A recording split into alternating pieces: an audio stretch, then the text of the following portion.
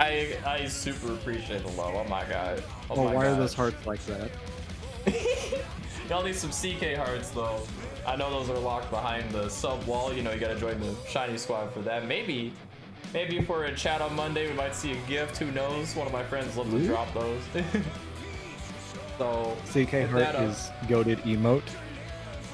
Yeah, my buddy Lamura, who's actually a goat at speedrunning too, is also a goat at art and made that. And besides that, I got 2 other emotes made by my girlfriend, which are on the higher tiers currently, but when I get enough points, they're gonna all be on tier 1. One's a samurai boy, another one's literally got an afro, and the main subs tier 1 emotes, there's one boy with the Doomfist gauntlet, and one that's literally just Gasm, you know, Craigasm, but it's a real. It could also be a Pog, if you want to call it that. Real Pog. Poggasm. Yeah. It's beautiful. And those 2 were made by my friends Andrew A4955, T.O. from Shogunate, by the way. Man, this is amazing. And Porkmas, who was in the chat earlier. We appreciate love them both tremendously. We love Pork. Can you drop the Pro Draft spectator link for us? Oh, I got you. Are you the Pro Draft clowns? Oh no! I just saw that in I can chat. see how everyone feels about Pro Draft. Yeah. Oh my god. You know, Pro Draft aside, I love this game now. And man, I probably will get some streams in. This is probably gonna ruin my life, but we'll see what we can do about LoL content, I suppose. So, I don't know how far I'm getting ranked though, because 40-minute games up to an hour. Oh lord, I can barely handle tournament runs right now, bro. I need stamina training for that. It's not for everybody, for sure. That's true. Say goodbye to your GM. Oh no. Oh no. Sorry, honey. I can't go on a date right now. I'm gonna hit platinum. Oh no. Platinum. For me, it's probably gonna be like silver or something. I'm gonna be hovering around there in like gold or something. Like. Going me in silver. So we see very similar picks getting picked up here for the Cove in second place. You get a Mordekaiser already for the Cove. Second place is that Gangplank and the Nautilus. Oh, a Victor hover. Okay. Hey. I like Victor. I like Victor. Okay, do we get the lock-in? Do we get the lock-in? Oh, there's teasing now. Okay, there we go. There we go. Victor locked in for sure this time around. Desk is making a creaking noise and I'm a little concerned, but it's probably fine. Yeah, it's all good. Don't worry. If you hear a loud collapse, you know what happened. Yeah. Yeah, I got a lifetime fold out as my main desk. Have my microphone fixed to the more sturdy desk that's smaller. Dude, I'm trying to get one of those like desks that are on like an elevation that you can like change the elevation of, so it can just be like a normal desk, or you can make it a standing desk. I'm trying to set myself up, man. That's the type of stuff I could use for sure. The modern worker, the efficiency on this man. Yes, sir. The legend. Oh my god. Is that a Vladimir for hot handles getting picked up once again? Oh, and we saw that banned away from him the last time that these teams met in winners finals. So maybe we're about to see the reason why they banned that away last time. Yeah. So looks like the pick phase has gone a little bit differently. Top lane and support are the same, but we see 2 new mid laners here. We see a Victor coming out for Sizzler and a Vladimir coming out for hot handles. And Samir gets banned, and we see 14Q saying, Samir is nerfed, don't ban, please. Damn. So, you hate to see it. So 2 ADC bans coming out. Will we see 2 more, or will we see bans targeted towards these junglers? We do see the Udyr banned away. Will we see another? The Cove, what are you going to do? Ball and Skillful Champion have both grown up huge today. Yeah, I'm honestly looking jungle bans. I'm definitely looking at a jungle ban here from the Cove. Maybe looking at this Echo who was so dominant the last time that we saw it. Just as I say it, man. You gotta get the lottery ticket. You gotta go out right now, come bro. on, man. Get out Come to that on. California border, buy yourself some Powerball. My man's knows the strat. Oh my god. Dude, I know the lottery strats.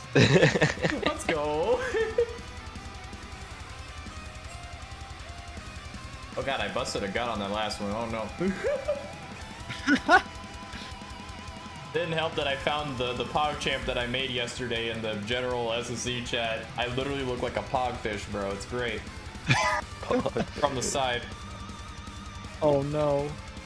So we see a Lucian getting picked up here for second place. So we're gonna see a Lucian 2 games in a row. And a Jin getting picked up here for the Cove. So we're gonna see, or I can't say that yet. He hasn't locked in. Could see something special. Are we? I think it's just Nah, it's just yeah. a Jin. Just Jin. We do get the jungler as the last pick though. Both teams. Yep. Porogos getting this Jin again. Porogos was good on the Jin last game. He wasn't as dominant as I think a Jin could be. They never got to that late game state. So we'll see if we can see the full force of Porogos Jin here in this game. Oh, we is that see the the Cosmic getting covered. Don't tell me we're gonna see the bug, baby. Don't tell me. We got gonna the get the Rengar? bug. We're gonna see a second. Come on, second place. You gotta do it. You gotta do it.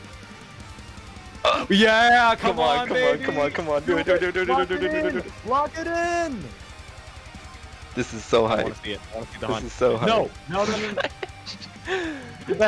That's not a jungler. Go back. Hey yo, hold on. Hold up. Wait just a second now. Warwick. Okay, I'll take it. All right. I'll take it. Right. All right, that's close enough. It's not the hunt, but it's a Warwick. It's the werewolf boy.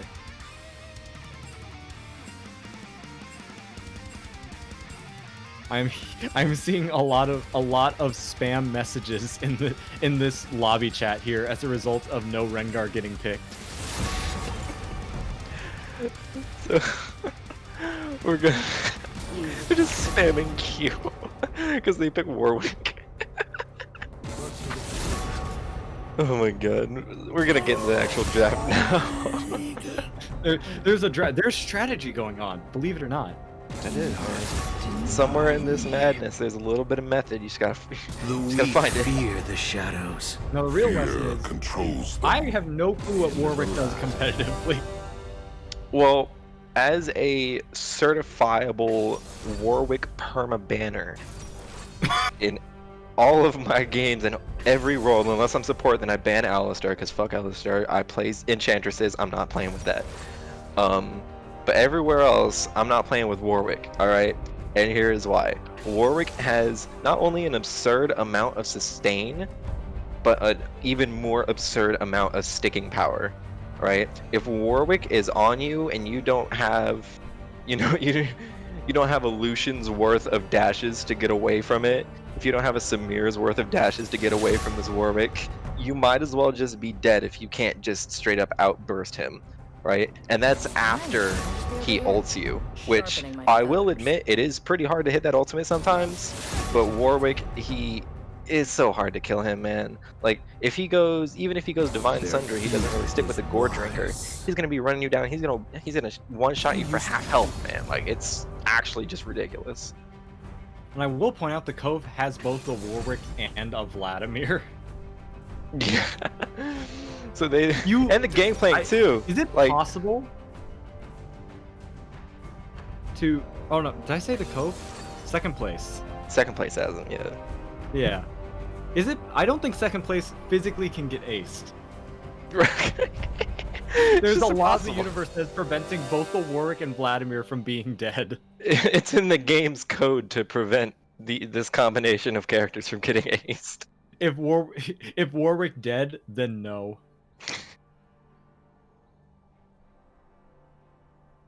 No, but I'm looking forward to it, man. I would not be surprised whatsoever if I didn't see an Oblivion Orb rush from Victor here. Like this is a mid jungle duo that you're gonna have a terrible time trying to kill, man. Like honestly, if Skillful here decided to play this like a top lane Warwick, I wouldn't be surprised if I saw him take Smite Barrier.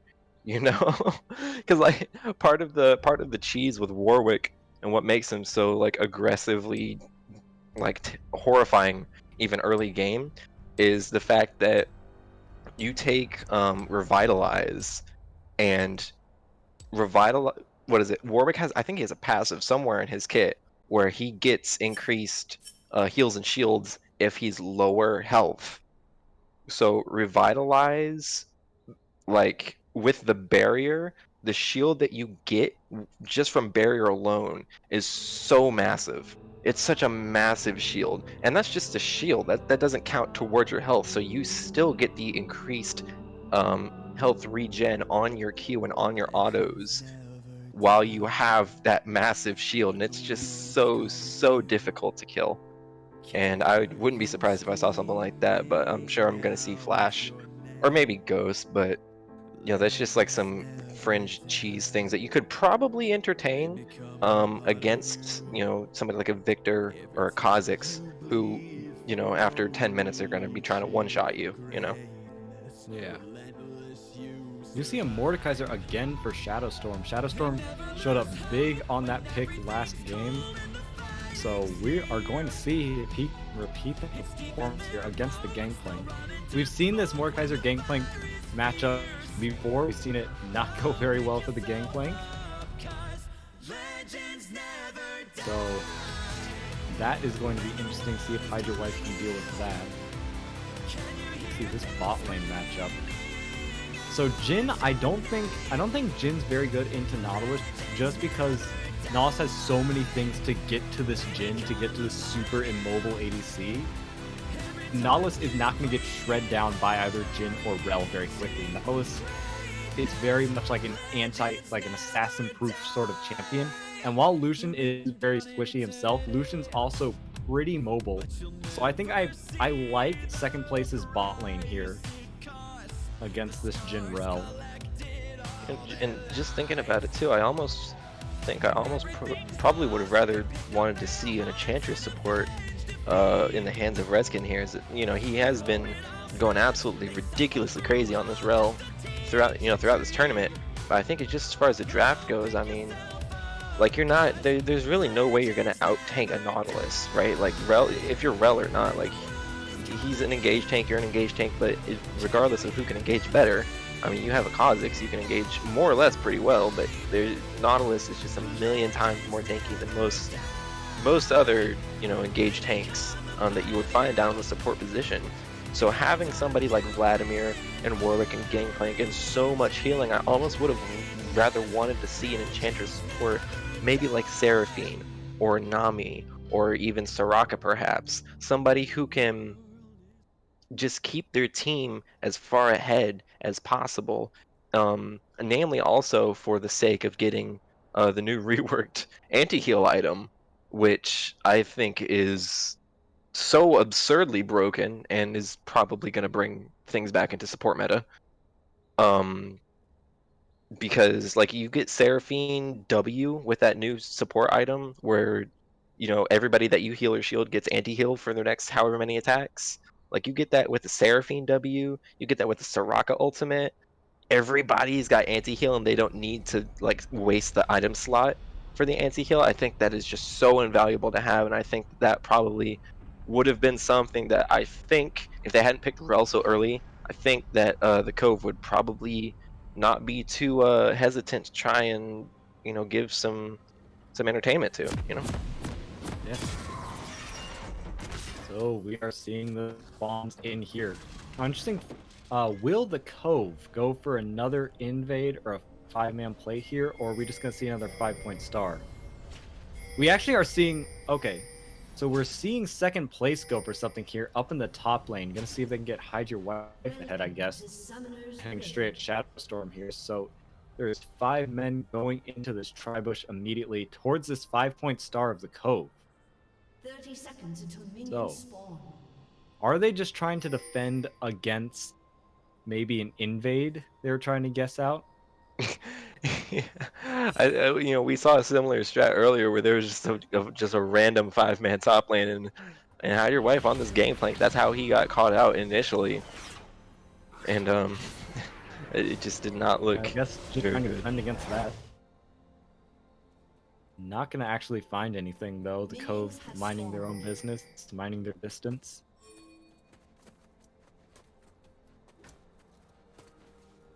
And we're seeing Thal actually starting on his blue buff this time around. Kha'Zix is very versatile early on in terms of how he clears. He can definitely start on either end of his jungle, and he can clear pretty much however he wants to.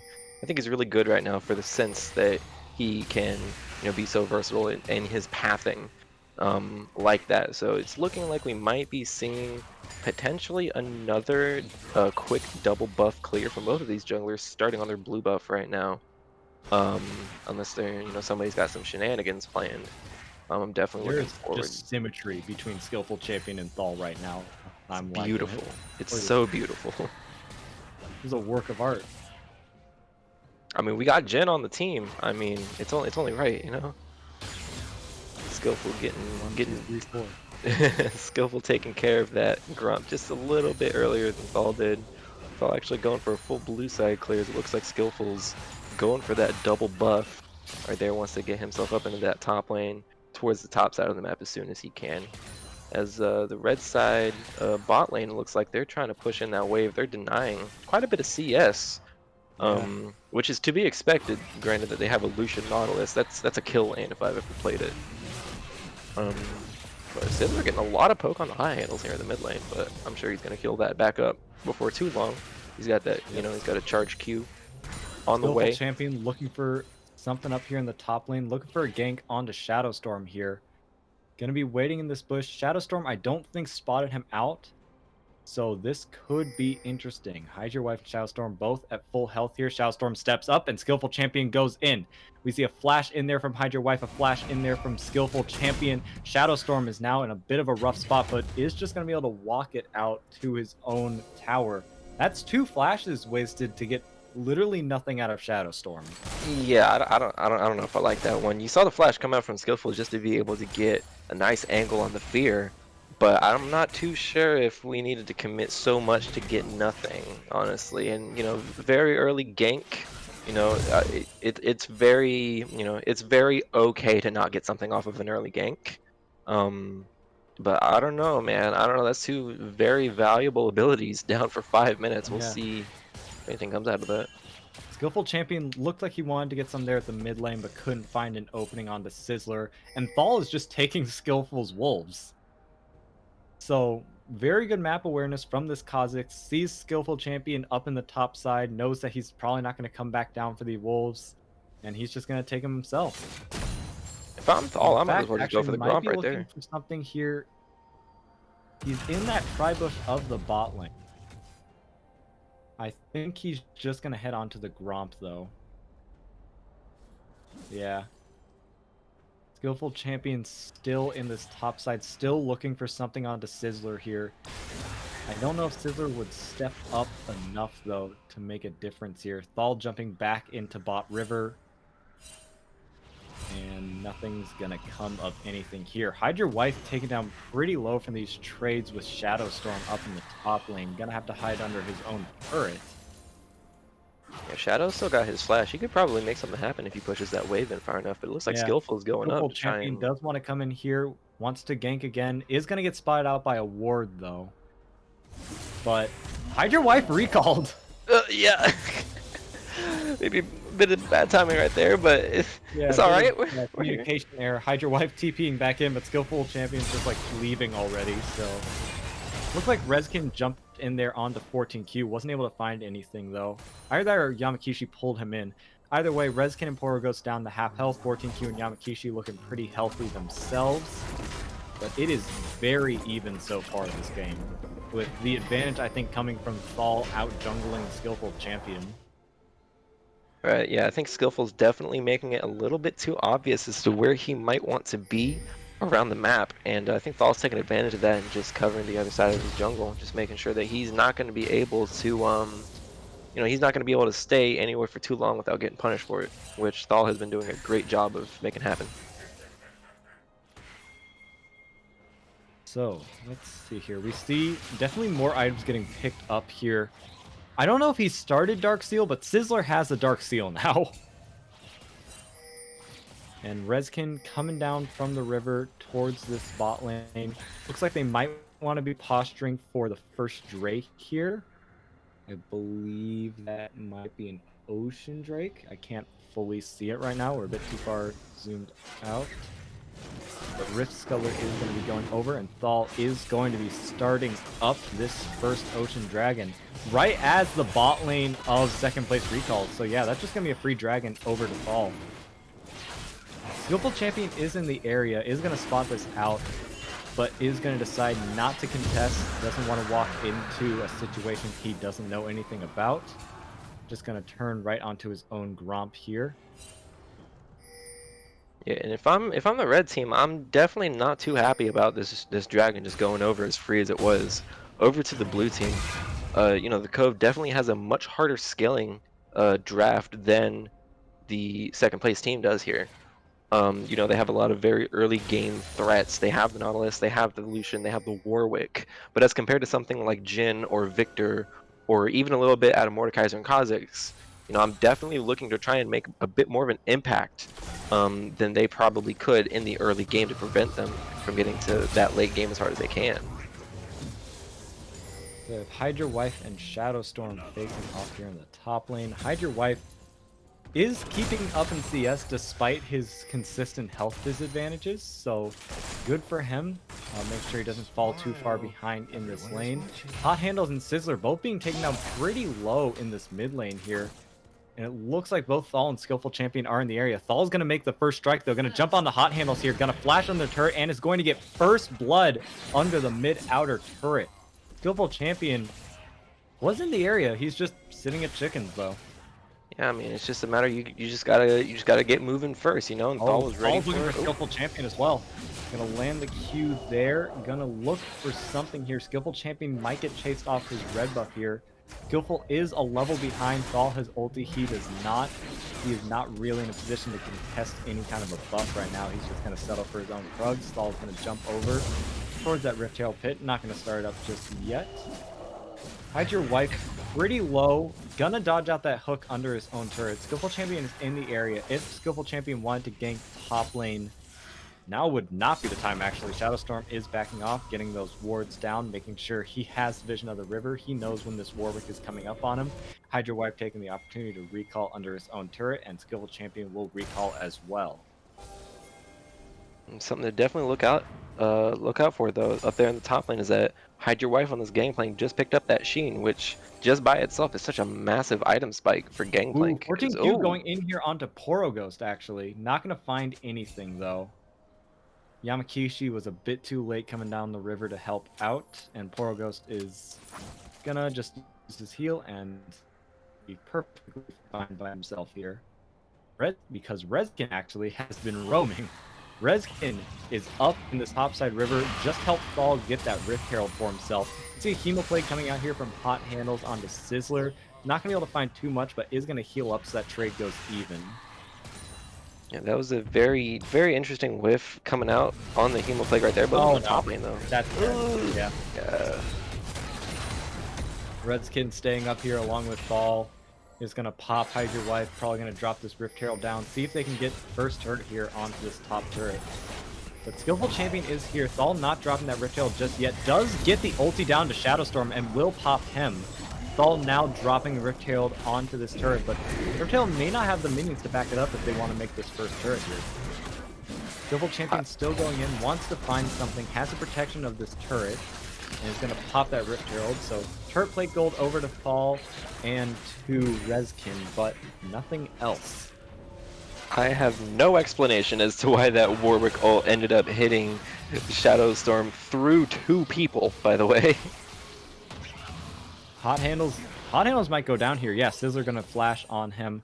Not just a solo trade here in the mid lane. Skillful Champion wants to avenge his fallen comrade, but Sizzler knows the Warwick is going to be coming for him. Warwick going very deep under these turrets, but is able to get that kill and get out of there alive. Did have to expend his flash for that, though. I mean, hey, that's still a kill taken Sizzler care of. ran away the first opportunity as soon as he got that kill, and he still couldn't get away from this Warwick. That's Warwick, man. He didn't even use his ult either. That's just Warwick, man. I mean... Oh, Redkin and Porgo's kind of going in deep here, trying to get on the 14Q. Yamakishi looks here to punish, but actually is going to get punished himself. Going to take a lot of damage, and that hook is going to miss. He might now be in the range for Jin ult to kill. Jin shooting at Yamakishi. Yamakishi getting out of the Jin ult, though, just in time. Not going to actually get popped. 14Q now going on to Porogos and Redkin, but does get rooted up by the Jin W. Is taken down very low, but is not finished off. Skillful Champion now coming in here at the speed of sound, looking for Porogos. Does jump on top of him, does get the fear, not able to finish off the kill just yet. 14Q flashes over, Porogos tries to flash, but it is not enough. Redkin is now in the sight of this wolf and is going to get popped by 14Q. Now, Hot Handles is going to get caught out by Thal here. He was coming down to the bot lane to try to help out. Does pop the Hemo Plague, does try to stay healthy. Thal is going to scare off, most likely, these squishy members of second place that now have to recall, so they will not get too much push down here on the spot outer turret.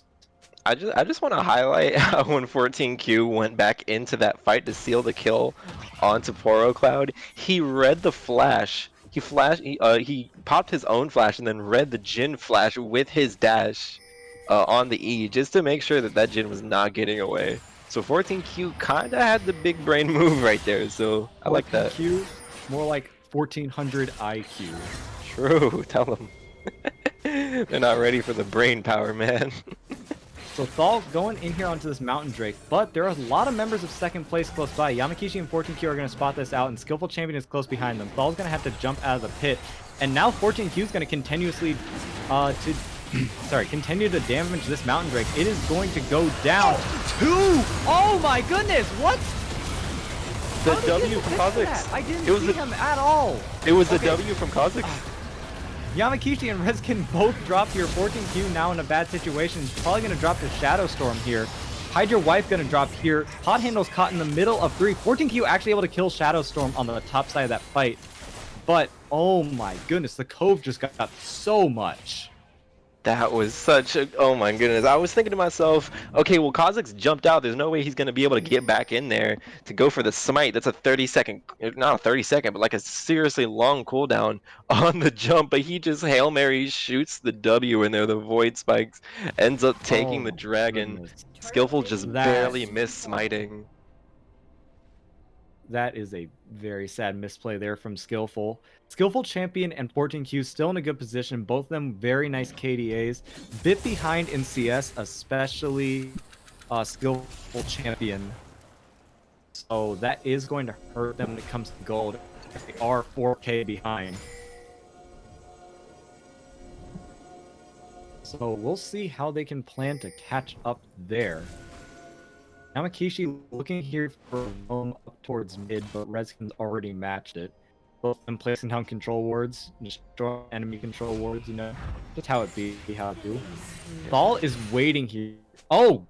Okay. Solo kill. Solo kill. Yeah, on the 14Q. Yeah, it's really easy to get caught out by Jin sometimes. You just kind of get rooted, and then, oh, he's got fourth shot. Nope, that's his ultimate. It's like, you just kind of go down sometimes. And Thal did end up finding Skillful Champion in his own jungle. That trap did work. Skillful Champion going to try to go back in with Hot Handles here. Not going to be able to find the kill before he dies, however. Hot Handles did pop the Hemo Plague, did get on the Thal, but Thal is healing up off those chickens. Hot Handles is going to fall down. Hydra Wife and Yamakishi not really in a good situation. Hydra Wife's going to die. Yamakishi in the middle of 4. Also going to fall to Shadow Storm. Thal just healed so much. He actually just healed so much throughout that entire fight. I mean, he's got the conquer, but like he's got the sustain on his W. I mean, he smited the chickens. Like, come on, man, how much can you heal? It is 5-0-4 on this Kha'Zix right now. Oh, now that I see it, he's also got the Eclipse as well, which is something I actually haven't seen before. You know, taking that over a Duskblade. But I mean, The I turret like it. destroyed up here in the top lane. So 2 turrets gone for second place already. And Kha'Zix is on this Rift Herald, about to pop it. Either going to get it for himself or for Rezkin walking up there.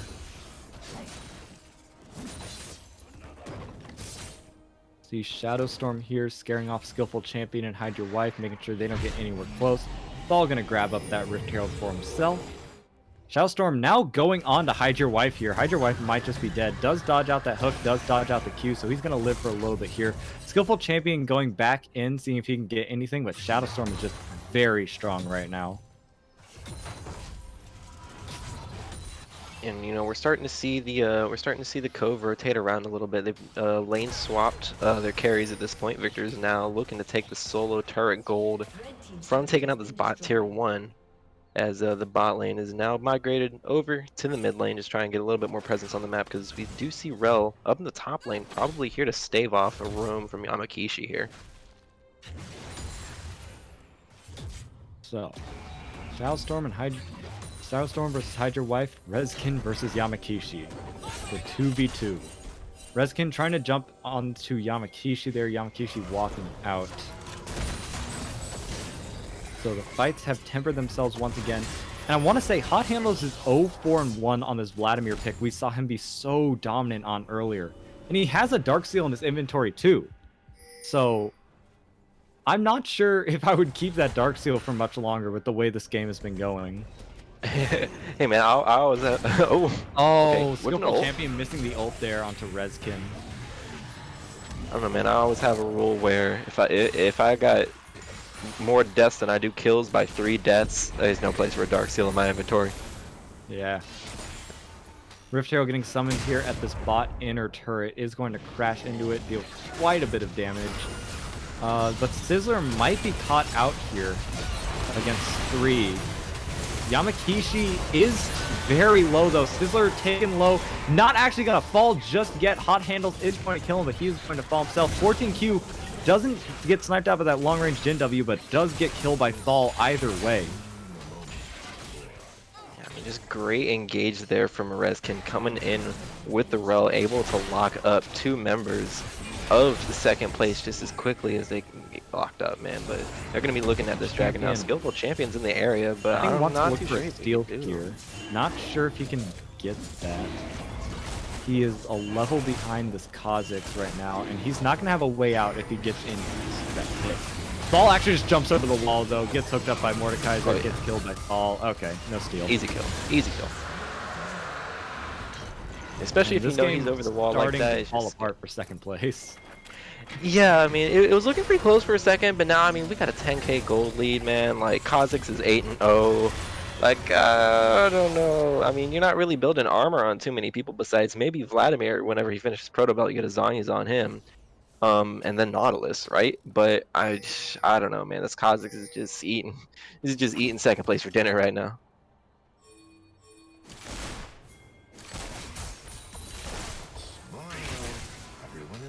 Pretty neutral across the map at this point, though. Nobody's really making too much of an effort for a play right now. Baron is up in 45 seconds, so I'm sure these teams are looking at that. There's some pings going on in that direction. A couple people on the side of the Cove peeking around up there. Just trying to establish vision, just making sure that they always have the looming threat of a potential Baron taken care of. But if it keeps going in favor of the Cove as we've been seeing, then we might be here. We might be here for a while, buddy. Yep. Thaul is 8-0-4 right now. He is a menace on the map and definitely the strongest person on the map right now. So he is the one to keep your eyes on as he. Oh no, 14Q. Oh no. Okay. Matching away from Redkin. Actually, he's gonna get himself out of there. That ulti is scary enough that no one really wants to jump into the face of it. I mean you're Lucian. That dash does wonders for you sometimes, man. It's such a reliability. Now Kishi defending this mid inner turret on his own, not able to do much, gets stunned up, gets killed there. Blast Cone activates, Skillful Champion 14Q thrown right into the fray. Skillful Champion goes in, gets killed immediately. 14Q now here to defend the base on his lonesome, but he is joined by Hide Your Wife and Hot Handle, so not exactly alone. Hydro Wife flashes away from Thal, but gets rooted up by a Jin W. Does get popped under his own turret. 14-2 tries to get the return kill, not able to get it. Poro Ghost is going to drop from that turret, but not before the ace comes through. I mean, I'll tell you what, they might be greeding a little bit for these kills, but overall That's they're an just FF. playing. Yeah, they Yeah. double fitted. Yeah, I'm saying, man, like they're playing this game so cleanly, you know, like they're greeding a little bit, but 10-0 on the Kazakhs, you're peeling your carries. You know, Victor and Jin are safe and sound in the back line doing their thing. I mean, that's GG's for sure. The Cove played that So, game great. 1 going over to the side of the Cove in dominant fashion, especially coming off of the back of this Kha'Zix from Thal, doing so much out jungling in the early game, and as soon as he starts rolling, he pushed that advantage hard. But remember, folks, this is just game 1 out here. We Cove's could going for a definitely be here reset for a right now. while.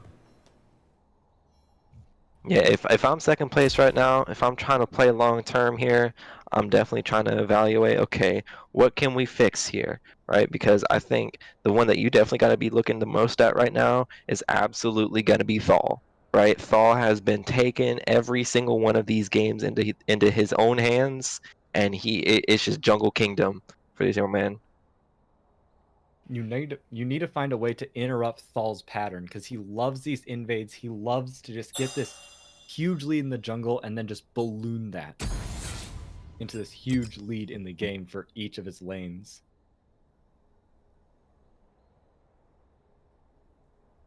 Yeah, we're going to be seeing how it goes here, getting into game 2.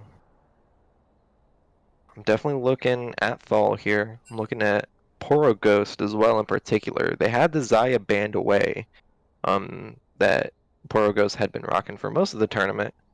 But you know, even on the Jin, just performing, you know. So it's just a matter of being able to keep these carries in check. You know, the 3 stars of the show, pretty much Thal, Sizzler, and Poro Ghost, are really just kind of, you know, taking it into their own hands. I mean, back in winners finals, we saw a skillful champion really just gapping the crap out of Thal in the jungle with the with a major performance on that Echo. But it's banned away, and he's put onto, you know, somebody who he might not be as comfortable on. And you know, the story's a little bit different now that they don't have that 1v9, right? Right, so I'm presuming we're going to get another. Are we going to get pro drafts here, or are we just going to go right into it? I would think that we're getting another pro draft. I don't know. Yeah, CK, if you wanted to scroll down in that chat right there, we might there we go. Yep. Yeah, the spectator link right there. Oh.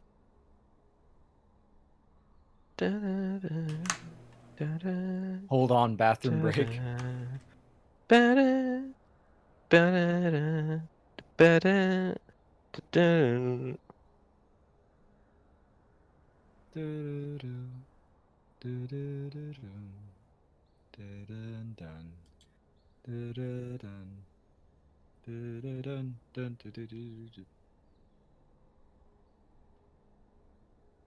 We are currently in Grands right now Yeah, we in it, for boy. Welcome, Davis. Daviscon. Yeah, Cove just took the game 1 of first grand game. finals just ended. Game 1. We're here for the long haul. Once again. Also, don't mind me, I was just adjusting some things for the scoreboard. That way we can have an actual like live score Okay. screen.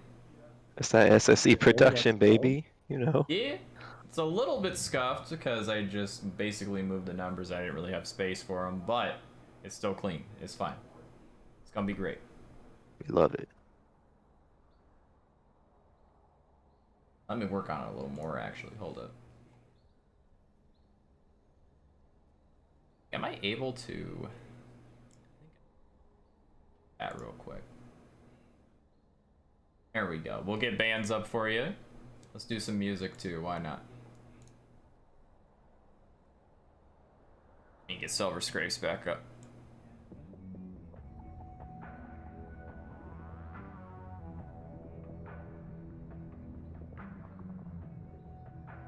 I also got food here. You know? We good. I got food. This time, I got a little burger and some broccoli. It's great. And a bunch The of Mr. like. Beast burger. Oh, I wish. I've been meaning to try those. I got some Nature Valley Trail Mix and Power Bark. Yo, power bark? The wood? Yeah. Dark chocolate, Lord. freaking with like raisins and stuff, and almonds, cranberries, pistachios, and dark chocolate. Actually, not raisins. Oh shoot, Crazy. CK, drop the spectator link for us. Yeah, I got you.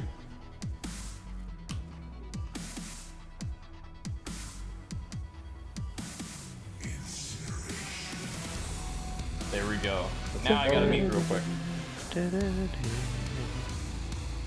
Alright. So, draft for the game number 2 here. Already a little bit into it.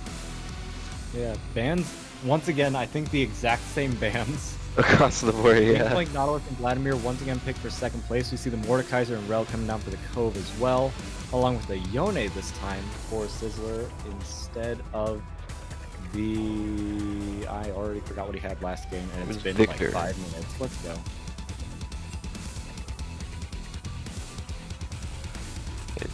Getting rid of the Victor this time around, rocking with the Yone. Definitely excited to see how that's going to play any differently. You know, I would think that, you know, if something was working this time around, no need to change it, right? You know, he's already locked in the Vladimir. Well, actually, I mean, B2 and B3 picked together, so maybe... Right, that blank ban is a Zaya ban, by the way. Okay.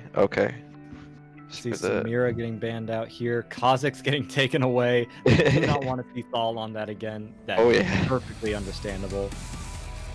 And Echo looks like it's going to get taken away here as well. So, second place now has their pick.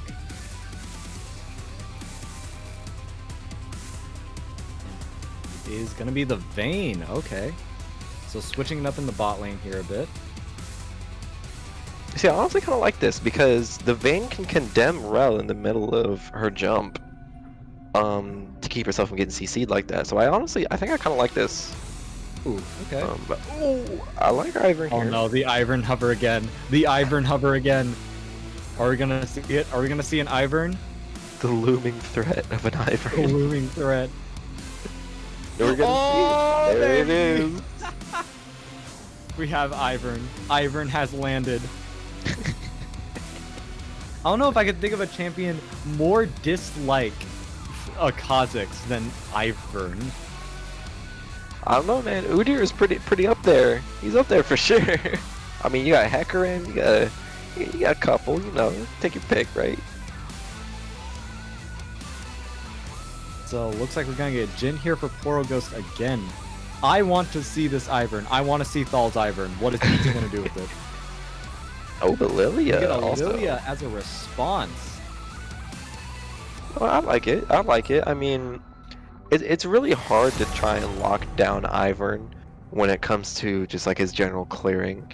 I feel like the really fast, quick and healthy clearing junglers like Lilia, like Hecarim, Udyr, you know, Fiddlesticks, Dr. Mundo, you can take your pick, right? I feel like those types of junglers are really the only true counters to Ivern, because Ivern's real thing is that he sets up his camps ahead of time, right? So if you can, you know, counter jungle him before he gets the camps that he's already set up, he's really kind of he's honestly kind of boned.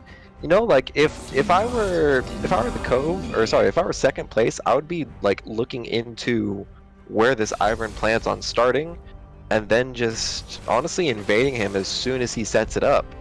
Right? Like say he starts blue side, he, you know, readies his blue, his Gromp, his wolves, goes down to the bot side to ready those camps up. I mean, he's gonna be just basically going in reverse unless he bases first, which I doubt. Right? I mean, he can get crabs pretty easily, and that could be a nice excuse to go for an early base, maybe pick up boots or something. But if I'm Lilia, I'm just starting the same side and just doing a vertical jungle. Honestly, like I don't want this Ivern to have any agency before level 6. right? I want to be, if I'm Lilia, I want to be level 8 by the time this guy hits level 6 minimum, you know? Yeah. So we're seeing this Mordekaiser gangplank again in the top lane. We know Shadowstorm's very much able to consistently get a lot of pressure in this top lane through this matchup. So I'm not sure I would be keeping Hide Your Wife on this gangplank every single time. Unless like that's just a comfort champion for him. Yeah, I don't know. I honestly don't know if I've even seen him on another pick. It's, you know, at least in a Mordekaiser, but I think he's just been playing Gangplank this whole time. Yeah. And just like Yamakishi with the Nautilus. So we're going to see if second place can turn this game around. Last game looked kind of one-sided, but we know that second place has the ability to take down the Cove. We just need to see if they can execute. Yeah, man, I'm definitely looking at this Yone though, because we saw the Yone once before, and I think that was in the hands of Zarenfear.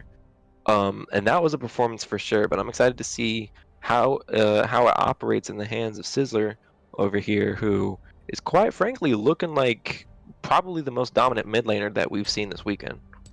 Yeah, definitely. Especially with his roams able to get pressure all across the map. Sizzler has been very scary. Shellstorm Redskin did the thing again where they switch Rel and Mordekaiser until the last second. They're gonna mess that up one time, and we're gonna have to deal with a Rel top. Oh my god. Or just lane swap, one of them plays the other person's role or something. Oh no. That's BM. I'd like to imagine just like at some point they all lane swap and they just they just offer all the for like the last Oh game or no. something. That's so Oh BM. no. That's messed up.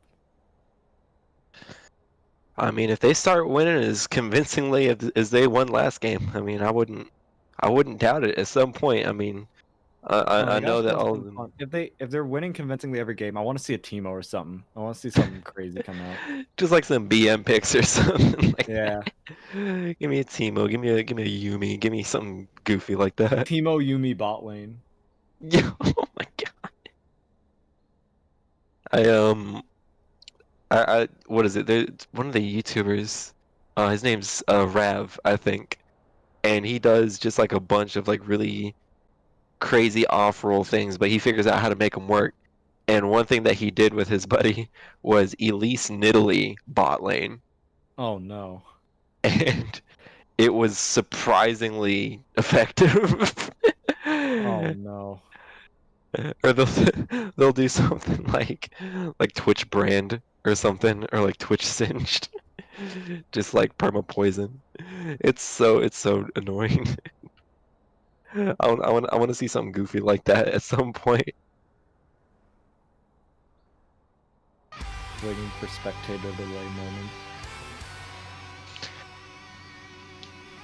I love sitting here for 3 minutes. Thank you, Riot.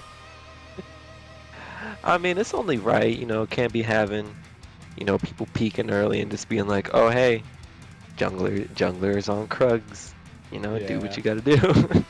I mean, it makes sense, but it's like, I figured now knowing how it operates from our perspective, from like the casters and like the people not playing the game, it makes sense to have the what is it? It makes sense to have like those 3-minute breaks before the game starts and all that type of stuff Yeah. that they do on like all the broadcasts and stuff. So I mean, it makes sense. You know, things are starting to, you know, make sense. Yeah, I usually put the ad roll up during most of spectator delay. True. Been real Yeah. fun. Get that ad money in, you know it. I'm buy some SSE merch. Alright, spectator delay is over. It is time to see the skins. This is the most important part every time. I'll say it every single time because it's true. It's nothing without the skins, man. Let me see this. Tell me something good.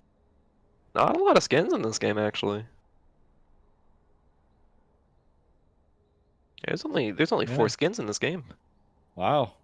So probably gonna be less exciting then. Yeah. Just call it now. Just call it now. Like, yeah, it's whatever. Yeah. Only 4 skins. What is there to look at?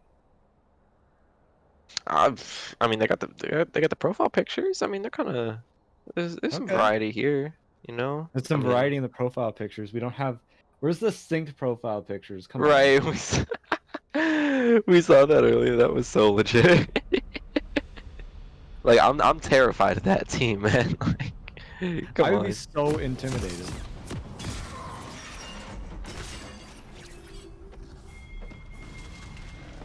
All right, we'll see what the level 1 strategies are this time. Sizzler, buy your items. Sizzler. Sizzler. Oh, Both God. mid laners have AFK. just died. Mid AFK. Report mid. Mid AFK. It's open mid. Oh. Actually, wait, where is... Okay, there he is. There he is. He's here. The rest of Oh. his team is invading. The rest of his team is going on to Skillful Champion. Sizzler, get over here. Sizzler, no. Skillful Champion rooted up. Oh, I think he's just... Yeah, okay. Yeah, no, he's dead. Yeah, It's poor Rel Ogo's got Jin. it. You get locked up, you're dead, man. That was the bait. Sizzler stayed at base, and just the vibe was that someone was AFK, but it was not true. Shoot, we got baited. They're baiting the casters out here. They're breaking the 4th wall, right? They're breaking the 5th wall with the casters. Oh man. my goodness. What is this? Dude, they're playing 2 games at once. They're playing League of Legends. They're playing 5D chess. Dude, Jin's about to come like busting my door down, dude. I'm kind of scared. Oh my god. He's gonna tell you to count to 4. Oh no, I can't count that high.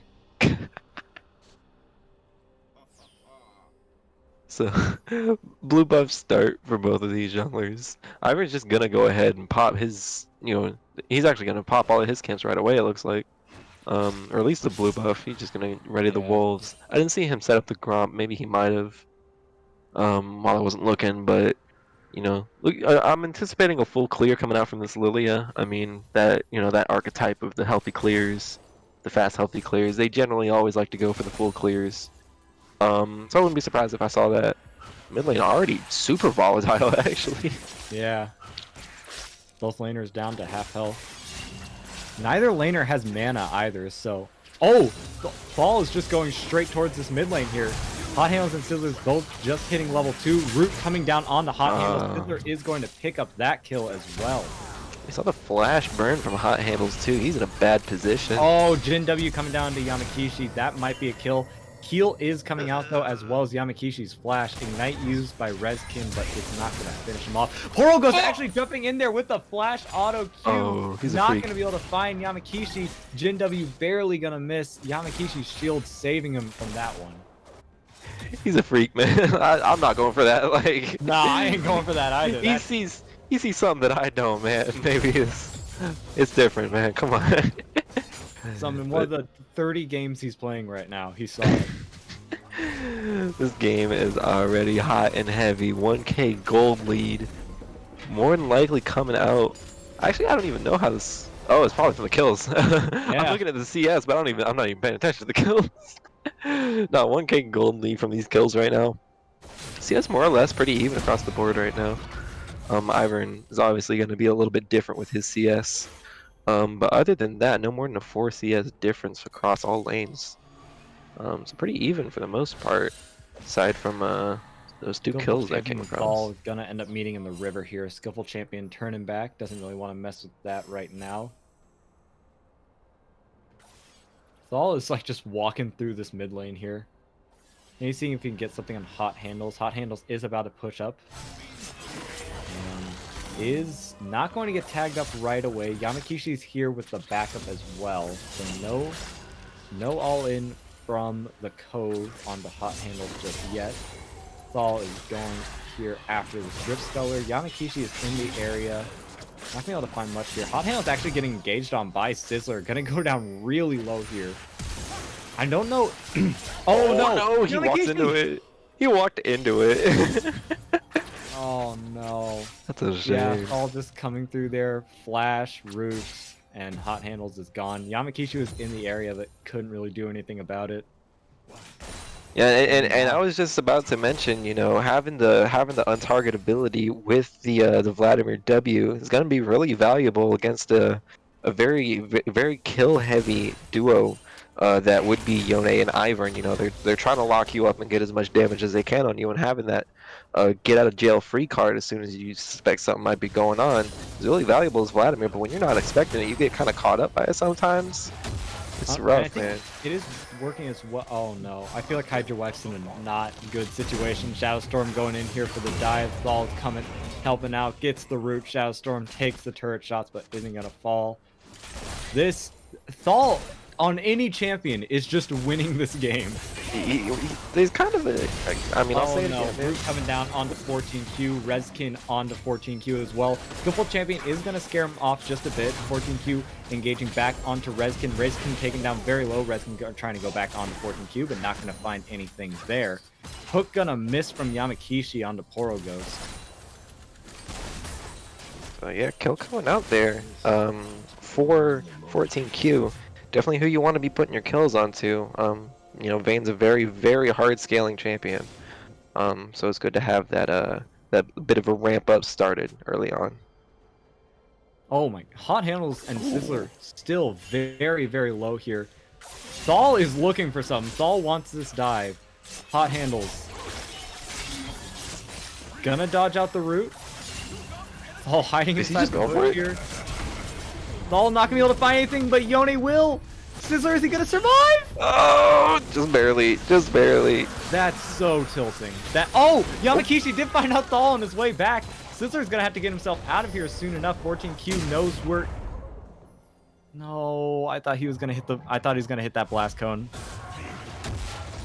Oh, Shadowstorm and Hydra Wife. Shadowstorm wow. gonna grab a kill there. Already, there's so much happening in this game, So man. many skirmishes. Oh my goodness. Okay, so that kill onto Thal is good. I believe that went over to or no, not on the Por. Sorry, I think on that was to Yamakishi. 14Q. That was on So that's. Yamakishi. Oh, did Yamakishi pick that up? Man. Yeah, no, 14Q got the kill on Rel earlier on Riskin. Ah, okay. So still, getting that kill onto Thal is good. Try to slow down his pace, because right now he has been going very aggressively. Skillful Champion actually having to recall. Tried to take the blue buff, but too little health to do so. Rezkin actually ganking up here in the mid lane on the Hot Handles. Hot Handles going to get himself out of there with the puddle.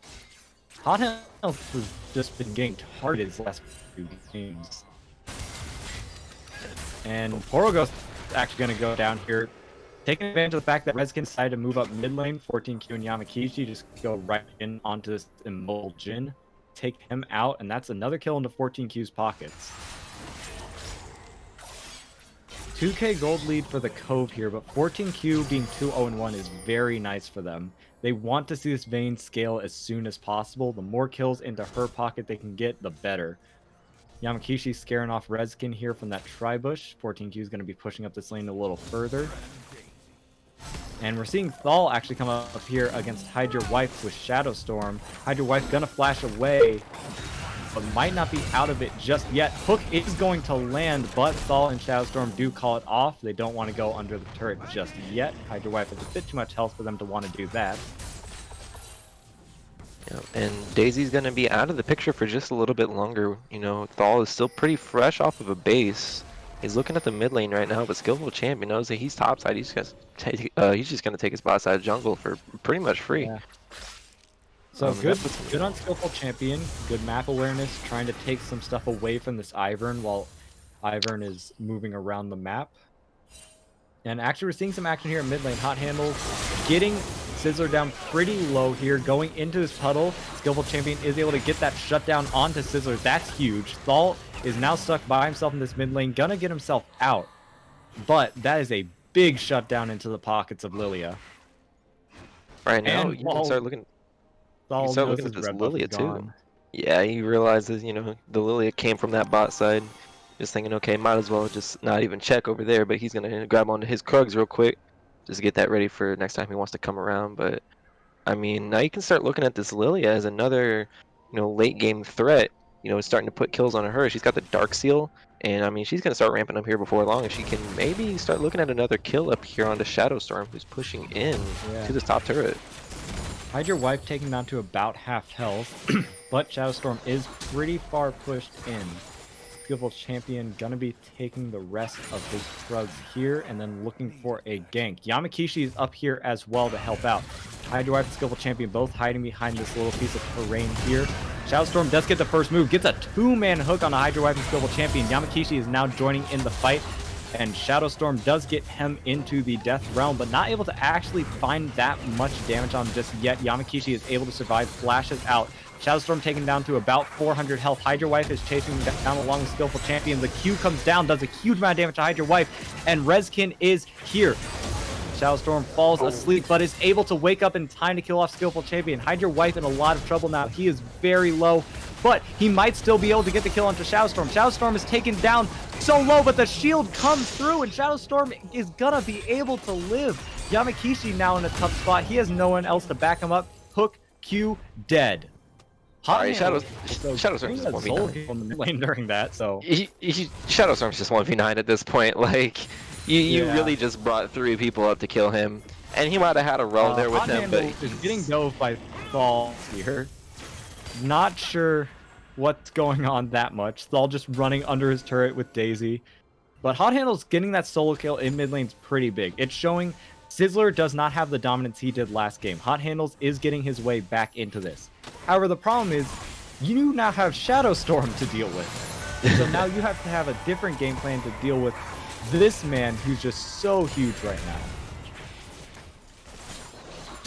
Orgo's kind of in a troubling spot right now. Yeah, Yamakishi's coming down. And 14Q coming down onto him. I'm not sure if Yamakishi can get to him in time. Hook does not land.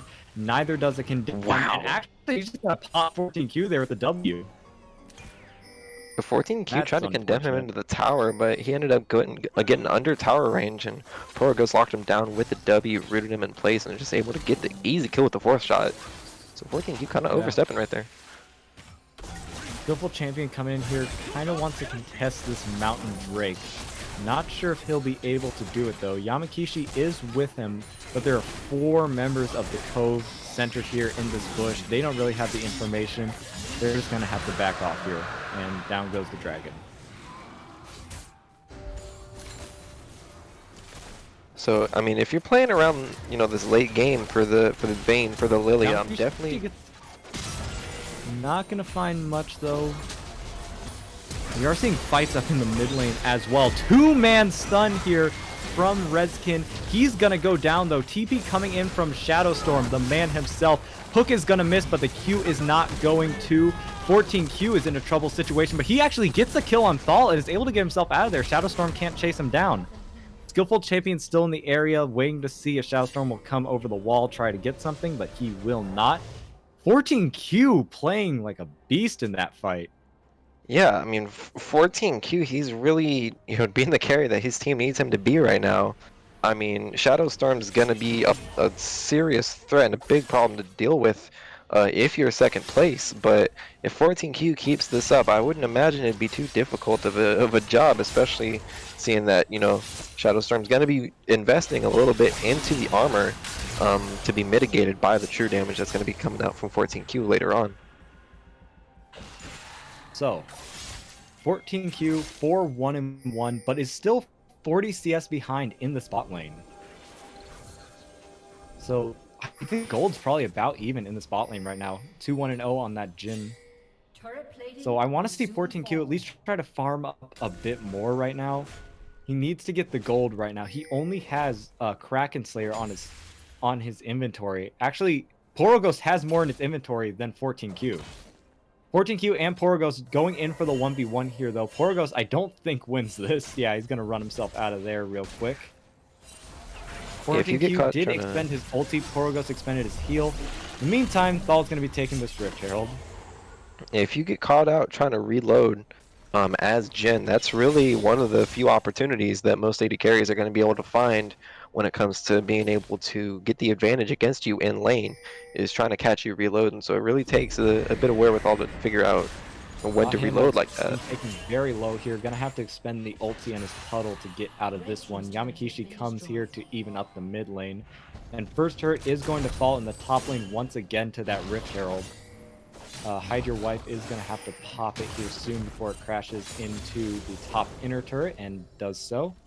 Yamakishi and Skillful Champion are in the area here. Yamakishi is going to meet Shadow Storm. Neither of them want anything to do with each other. Both turn their backs. And this So game's coming to a little bit more of a neutral position again. Shadow Storm's still very strong. 14Q still very strong. But the Cove still definitely has control of this game. 4K gold lead right now. Huge objective lead. And I think second place is going to need a couple more team fights if they want to even this game out again. Yeah, Shadow Storm's really gonna have to, take this game in his own hands if he wants to be doing too much more here soon. You know, a lot of people on second place are starting to hit their power spikes. You know, Gangplank's real close to that Triforce. We got the Leandries, we got the Protobelt Kraken Slayer. People are starting to hit some really, really valuable item spikes.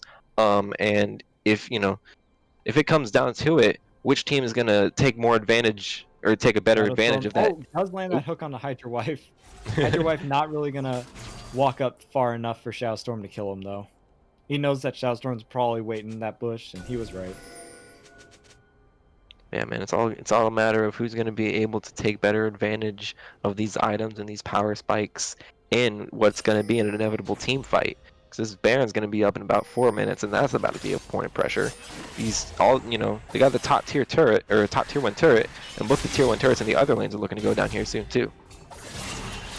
Sizzler and Hot Handles in another duel here, but Yamakishi's coming up to make it not so even anymore. Did walk over a ward, so Sizzler did get himself out of there. And meanwhile, bot lane got some pings going down here. Reskin and Porgos backing off. They know Lilia's in the area. And there's a lot of wards in that one bush. Yeah. We just gotta try and keep that vision taken care of. Dragon's up in less than a minute. So, both of these teams are gonna be looking at it. Both of the junglers making their way more or less down to the bot side. Both teams, I think, would have a huge benefit from this Infernal Soul. Both of them want to be getting this damage, especially as we start heading towards this later part of the game. I'm especially looking at I'm especially looking at the AD carries when it comes down to that, because Jin loves his big damage. Towards mid lane. Sizzler getting a solo kill on Hot Handles. Oh no, not a solo kill. I did not see. Yeah, Thal was there. Okay. So now it is a 4v5 fight as we head towards this Infernal Drake. But Hide Your Wife is like back at base. He's not in this fight. So it's basically a 3v5. Thal goes in on the Skillful Champion here as well. Get a little bit of extra damage, sends Daisy over. And that's going to be Dragon over to the Cove without too much in the way of combat. Yeah, we saw Hide Your Wife was basing at the time that they started Dragon. And while he does have the TP, they just decided it's a little bit late. We're not really going to try to use that on something that might not even go our way. So just trying to hold it together. Is second place here, as it's starting to get a little bit less hopeful. In onto Porogos here, doing a lot of damage, but is going to get W'd up. Actually, ult straight towards Porogos, but Porogos gets that fourth shot, or no, not even the fourth shot, just the third shot down, and is going to be able to finish off 14Q before he dies. Gets away from Skillful Champion as well, doesn't even die to him. Sizzler is going to finish him off. Porogos staying alive against all odds, and they are going to take this bottom outer turret as their victory prize. You could sneeze on Porogos and he would die. He has got such little health right now. I'm so surprised he was able to make it out of that, especially after Skillful Champion went in with the flash too, but he managed to maintain his flash all the way throughout the end of that. So Yamakishi's going to have to get himself out of here right now. That blue buff is no longer Skillful Champion's property. Yeah. And Thal and Reskin just going to scoop that right up. Gonna put that to good use. We're clearing vision down here in the red side blue jungle, as Sizzler's looking to get a little bit of solo XP here if 14Q lets him do just that. 14Q down 50 CS in the spot lane as well. He's still up in kills, but he's behind the gold because of the CS lead. He needs to find a way to get some gold into his pocket. Or just, at the very least, get some farming done. Yep, he's holding down this bot lane pretty well, getting some solo gold. Nobody else is really down there to contest that. But that just allows the Cove to just establish that much more vision, that much more agency across the rest of the map, which is going to hold a lot more value here soon in about 20 seconds now that Baron's going to be alive. So Porogos and Rezkin making their home here in the mid lane, seeing hot handles. Yamakishi's hiding out here in this river bush, looking for something, but not going to be able to find anything. Hot Handles himself might actually be in a situation here if the Cove decides to collapse on him. So really just kind of grouping up here in the jungle. Yeah, taking away Skillful Champion's red buff. Actually heading over here, Baron just now spawned. So it looks like they might try to get Baron as soon as possible, maybe try to position themselves over towards the pits. Yeah, they have Sizzler, but Shadow Storm's on the bottom side of the map. While he does have TP, it'd have to be a little bit more of a reactionary teleport as opposed to a little bit more pre-active one. Just trying to get yourself in the fight as soon as you can, or just put yourself in the area. But he's just establishing that pressure in the bot lane. Hydra Wife is gonna end up going to answer that. Well, we're just kind of playing around this Baron right now. Nobody's really gonna make the first move yet. Nobody's really got any reason to. Is the big thing. Until we can get that bot lane further pushed out, this Baron's just gonna be a question mark for both teams. So neither team really wanted to make a fight right now. I mean, the Cove has this game kind of comfortably in their pocket right now. 6k gold lead. They have the kills. They have all the pressure in their pockets. The only person that's threatening on the side of second place is 14Q, and Porogos is still ahead in that lane. So we see the Cove starting up Baron here, but second place is quick to respond. Hot Handles flanking from one side, the rest of the team from the other. The Hot Handles does get collapsed on first. He goes into puddle. He is going to live for the time being, but he still gets rooted up by the Jin W, gets taken down. Shadowstorm does TP in, is hit up by that Condemned right out of the TP, but is not actually taken down yet. Yamakishi is going to drop, as is Skillful Champion, and as is 14Q. That's 4-0 so far in this fight, and Hydra Wife is just going to get himself out of there. Yeah, that was a 4-0 fight coming out from the Cove right there. Really, really good. I thought Shadowstorm was going to be going down there for a second. You know, he was in the Zanyas and Bane was really threatening the kill right there, but he was able to make it out with his flash. And that's a Baron buff on all 5 members of the Cove, and they're just ready to push these lanes in. I mean, 17-7, almost 10k gold lead. It's almost kind of looking like a repeat of last game. Yeah. Once again, the game is slipping away from second place off the back of these early leads. Sizzler is putting in quite a bit of work in this game too, at least as compared to last game. He's really kind of taken the crown from Shadowstorm as far as who the main threat on the team might be at this point. He's 8-2. He's got both his crit items and a QSS to boot. It's gonna be real hard to kill this Yone, man. Another Infernal Drake going over to the Cove. They are now at Soul Point, but will they even need it? Sizzler's going in on the Hot Handles here. No fear at all being shown. Yamakishi doesn't even want to hook him. He's 6 levels behind him.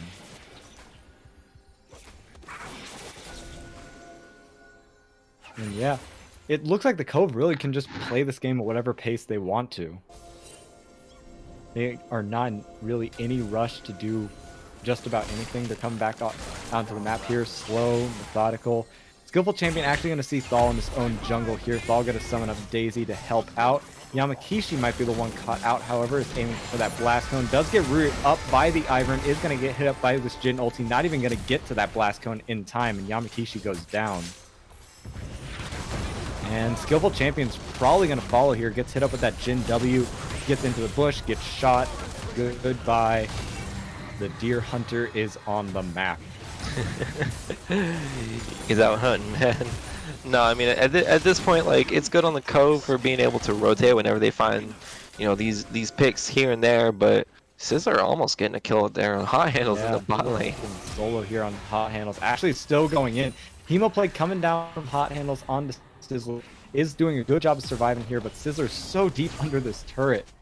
coming back, gets dashed back by his own ability. Yamakishi's going to be the one to meet him, but Yamakishi doesn't have the damage for Sizzler. Sizzler just has so much life steal as well. Going to meet the rest of the team. 14Q is actually going to be able to get the shutdown here, but the turret is down now.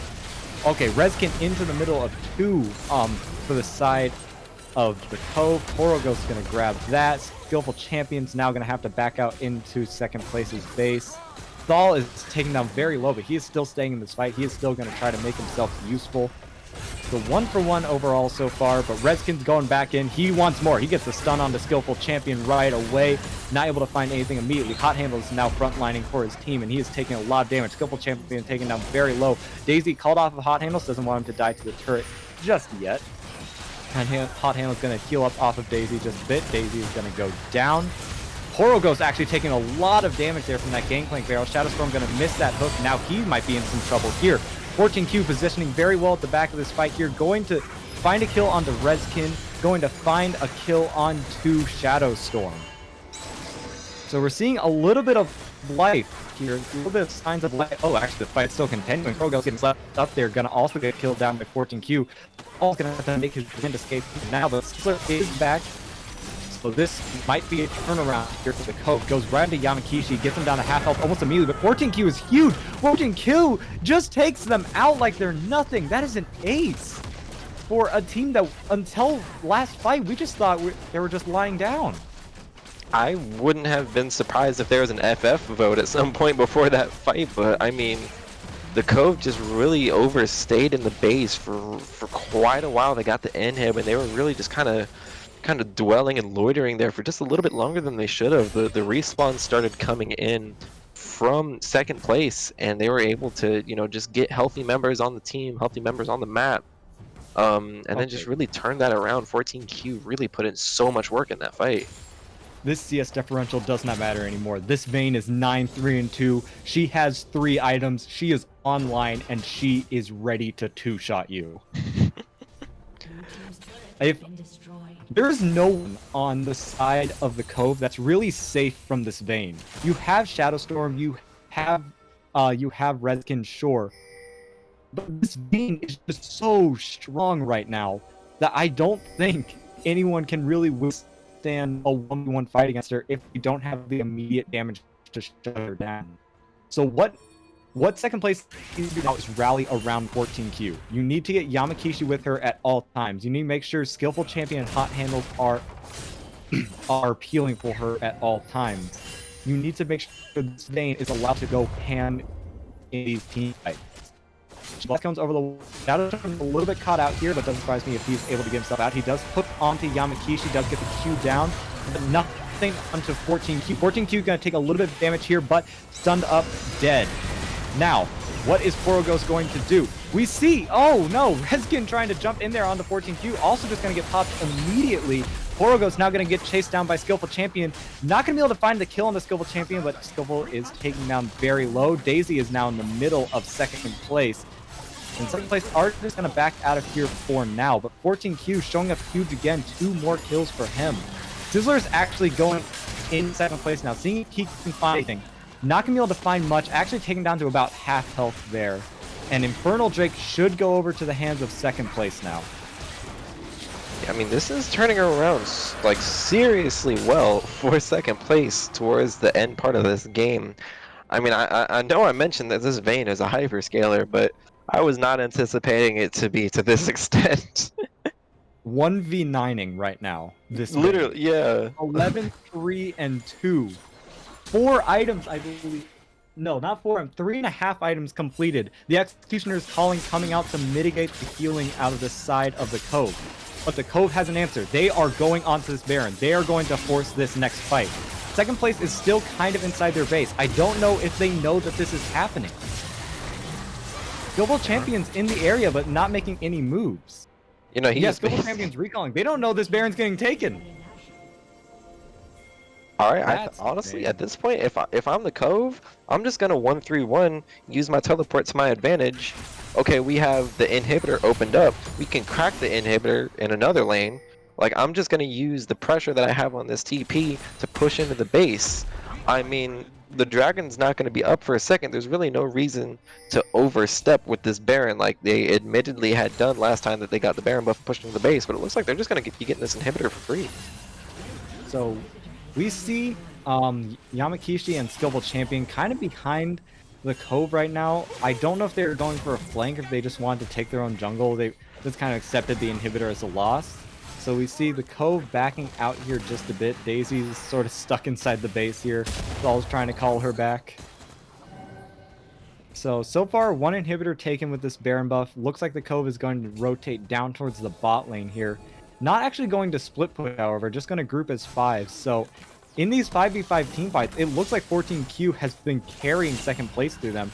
So we'll see if the Cove has an answer, if they can get out 14Q, if they can kill him before he can start making headway in these fights. The issue that I have with this position right here is that if 14Q positions correctly, then there's really no way that the Cove can walk up to this turret despite the fact that they might have the Baron buff and they might have a wave coming in. If 14Q is set up right, they don't have any reason for 14Q to be anywhere else. So 14Q's coming in here, already having back out immediately. We've seen Sizzler coming in here. We're seeing Shadow Storm already getting on the hot handle. We're seeing Yamakishi going down, but Shadow Storm is going down as well. 14Q is in the middle of the team, but doesn't have anyone with him anymore. He's going to get taken down. Skillful Champion is also going to get taken down. Hydra Wife is the only member of second place left alive. Portugal's going to come in there, flash, auto, and that's a dead deal. This is gonna and it looks like this is game for the Cove. Yeah, I mean, there's no respawns coming up. They're gonna take out these Nexus turrets. That's gonna be the first set. That's just the first set. That's just the first set. I'm going to have to talk to TOs in just a bit. We're getting requests to delay the bracket reset until tomorrow. They're saying that everyone's kind of worn out for the day. That's a good idea, in my opinion. I want to see the next set on a day 4. Like, just for the sake of everyone's sanity here, like, I am loving League now. I am absolutely in love with the game, but another couple 30-minute games up to 3, it's 6 o'clock right now. a little much to say the least. But yeah. We'll see how that goes. Let me know what the official verdict is, Bronze. Yo, Cool Kid League? Hey, I'm gonna see what I can do. Welcome to League, thank you guys. Hey, yo, hold up, let me get this scene up. Level 1, unranked. Oh boy, Bronze to Challenger time, baby. That's it. My God. Dear Lord, that's gonna be a nightmare. You know what? I welcome it. I'm gonna find some time for it. This game has got me enthralled. Like, full honesty, I came into Silver State League 3, like, of course, expecting the best from Silver State, but before this, I would always say that, like, League isn't really my game. I don't really know what's happening. You know, I don't exactly get the appeal, you know, from a spectator's point of view, and then I became an observer this entire weekend, and yes, sir. Yes, sir. Yes, sir.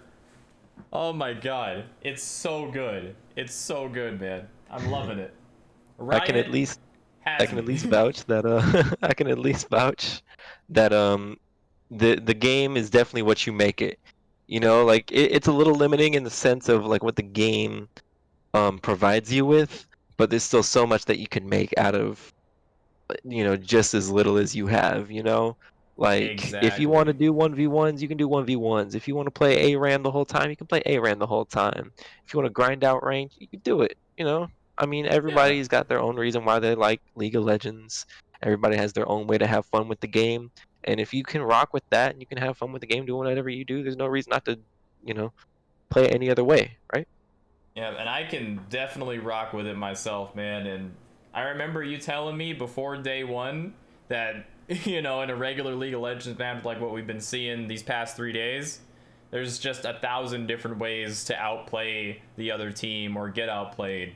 And oh my God, I've been seeing so many amazing strategies. It's like watching a very intricate chessboard, you know, say 40 or 5D, you know.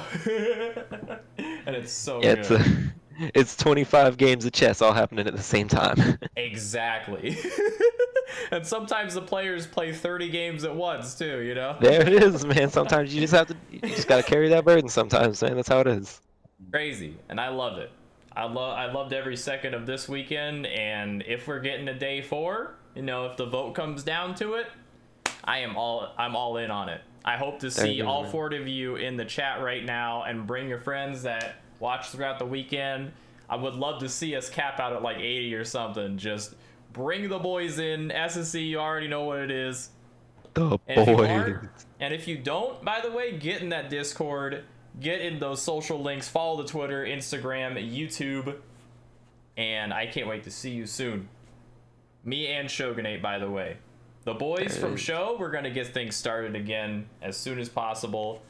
Hopefully we can get a Shinto Smash this coming weekend, unless I've got the rematch to stream. But I imagine that would be like on a Friday or Saturday, so we could probably fit that in. Like Smash Brothers, go on there, as well as the SSE thing. We have so much Smash fans in the SSE thing. Like, bro, you will feel at home. And I'll same tell with you League what, of man, Legends, clearly, and Valorant. If you're a part of Vegas Smash, all I'm gonna say is that you got a lot to look forward to. You got a lot to look forward to, that's for sure. Dang straight, it's gonna be amazing. Vegas Smash, Vegas high schools, out here with SSE, you got a lot to look forward to, I promise you. Even in quarantine, we've been out here grinding this out. It's amazing, and once again, I think I'm gonna get back on the grind tomorrow. We might, unless I am like more worn out than I think I am right now, might do a tournament stream for a Smash thing tomorrow, or do some ranked on Rivals. We'll see. Pound Cake saying All let right. the Cove play. Okay, so official decision here. Nope. So the Cove cannot play tomorrow. So what we're going to do is, instead of the bracket reset being a best of 3, we are just going to do one winner takes all game for the bracket reset. Okay. One, All right. baby. It is going I like The it. final countdown. All right. Yo. Okay. This is literally Silver Scrapes then. Yeah, this is straight up Silver Scrapes right here. Hold up. I'm gonna queue it up. Let's get this. Oh my god. This is happening. I like it. Got one more game in the works here, man. I'm ready for it. We are all ready, and ladies and gentlemen, ping your discords, bring your boys in. The Cove versus second place. The final match. This is a little cover by Alex Karuga, by the way. I'll link it in chat. Yes, Mans needs more the subscribers. video. Yo.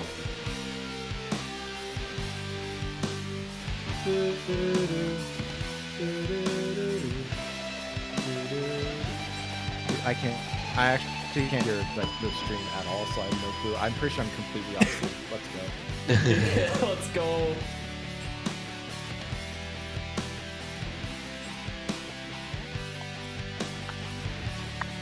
Oh yeah, this is a jam. I'm gonna have to catch some LCS to hear this, bro. Well, they call it Silver Scrapes because it's they only play it during the last possible game. So like in sets or in series, they play it in game 5 or in game 3 or whatever. Right. So This you is know, the last possible game. This is the bracket reset. This is the best of 1. this is Silver Scrapes right This here, is the man. $100 money match. This is It's it. true. That's true.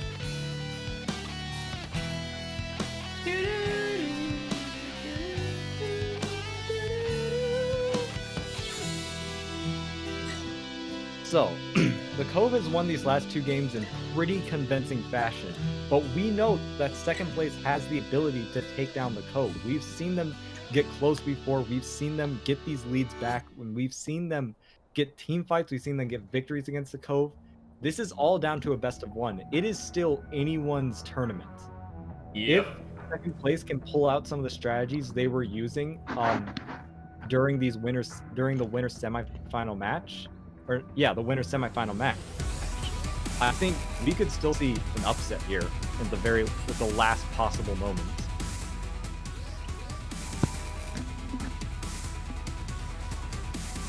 I mean, second place is, you know, they've been putting up as much of a fight as they can. I mean, at some point you can only, what is it? You can only fight on for so long until the game's almost out of your control. But I'll tell you, man, the second place has not been fighting, man. You're definitely putting in the effort right now. I've been scrapping for everything they can get.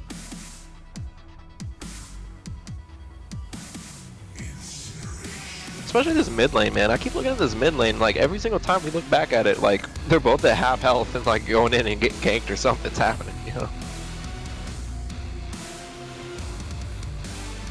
They want best of three.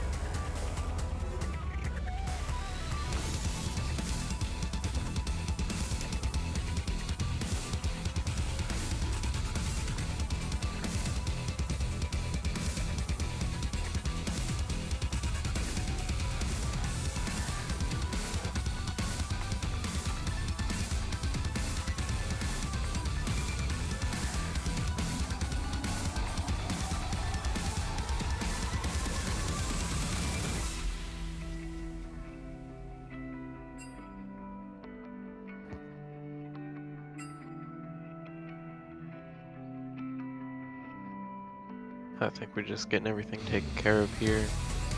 Just trying to work out the logistics of everything here. Yes, sir. I'm doing the same with the overlay right now. Be a little bit more prepped for sets next time.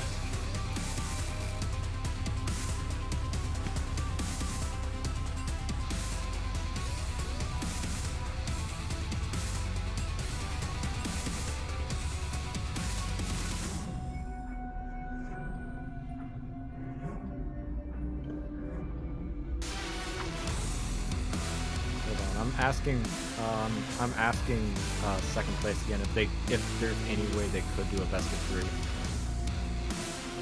Because I can tell the Cove still wants to do a best of three here.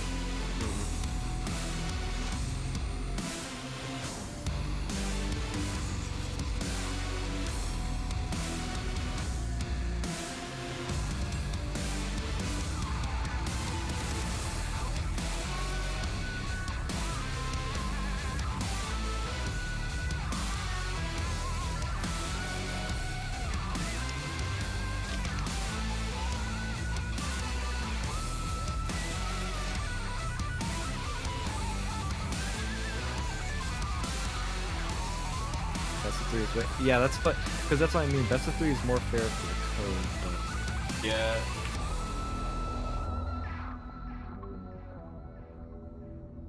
In the meantime, though, I would like a little bit of a vote on the current overlay. Just as a little preview here, this is just a sample image that we were provided. Got the overlay up on it. That text look good. Let me get out of studio mode. Oh, it could fit a little better actually. Let me adjust that. That's not visible though. Come on, baby. Guys want another silver screen real quick though, no matter what? Yeah. This cover's a jam, so. I don't like its little scuff, but getting in the corner down here. Maybe. This might be off. Maybe. Maybe. I just worry a little bit about visibility. What do you think, chat? Let Reskin fizz are the hashtags I'm seeing in chat right now. I think they just want Reskin on the fizz. I mean, sounds reasonable. Yeah, reasonable. Very reasonable.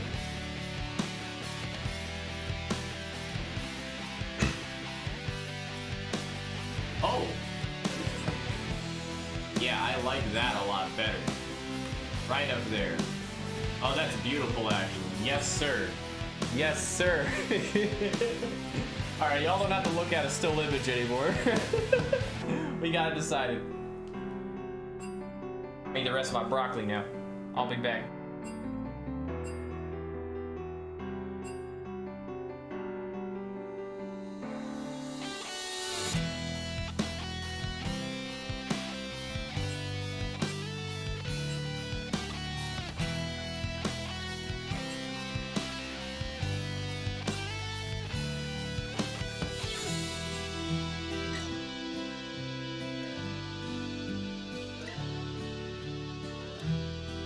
Actually, wait a minute. While I'm at it, let's do a couple more adjustments here. Good thing I left this up.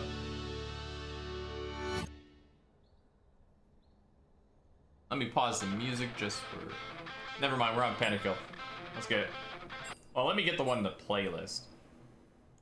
Deathfire Grasp, I got that on lock. There we go.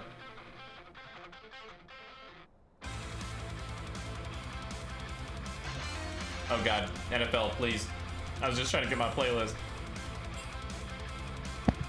Alright, we're doing best of 3. Alright, we got this. Let's go. I talked with both teams. Gotcha. Make a final adjustment or two. Visibility's sake.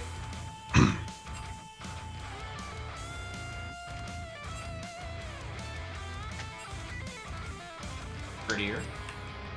Add a couple notches.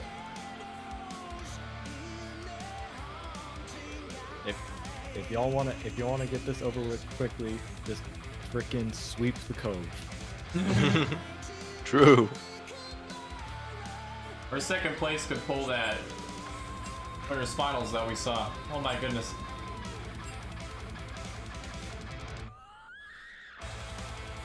No, we're doing best of 3 to start the game.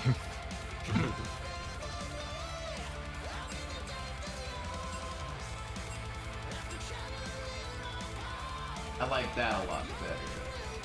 This overlay looking kind of neat. Alright, they posted the spectator link for Project. Good stuff. Spec link, baby. Here we go. Alright. I'm gonna send that to you. Shaboom.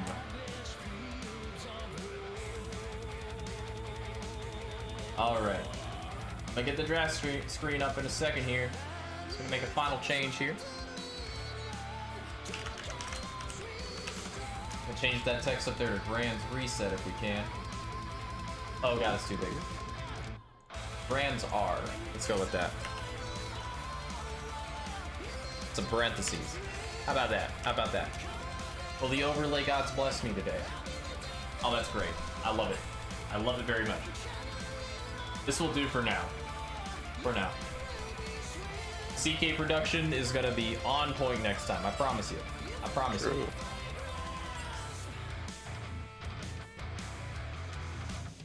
Get your boys in for the last best of 3.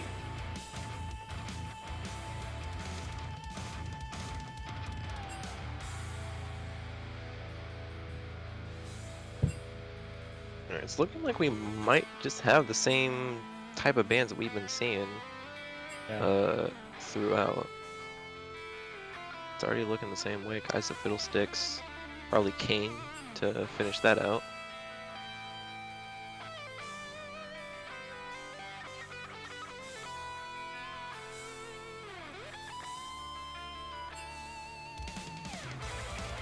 Yeah, same bands as last time.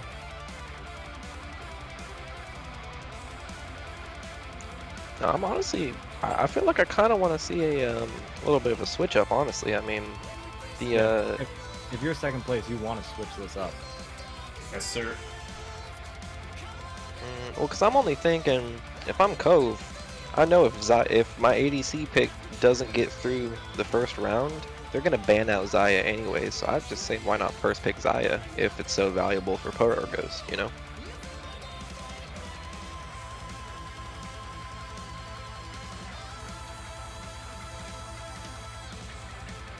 And probably in the same sense, go for the Samira, excuse me, for the Samira for 14Q before the end of, you know, before the end of the first phase.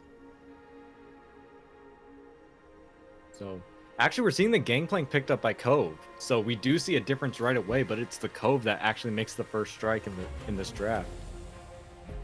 So we're gonna see what what Hide Your Wife will take. Maybe the Mordekaiser for him. Oh no, they banned out the Mordekaiser. That's why. Okay. They banned out the Mordekaiser. Cove taking the Gangplank instead. So what will Hide Your Wife's response be? Oh, no, they're just going to pick up the Nautilus for now, actually. So Yamakishi is pick in. Comfort pick for sure. Love to see it. And this is going to be interesting too, because we've only seen Hide Your Wife on the Gangplank, so he's going to have to play against his own champion this time around.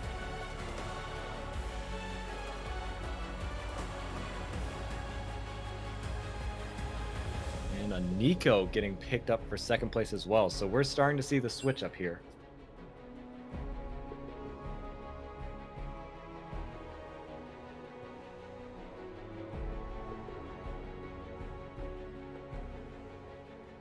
Cove gonna have to make their response.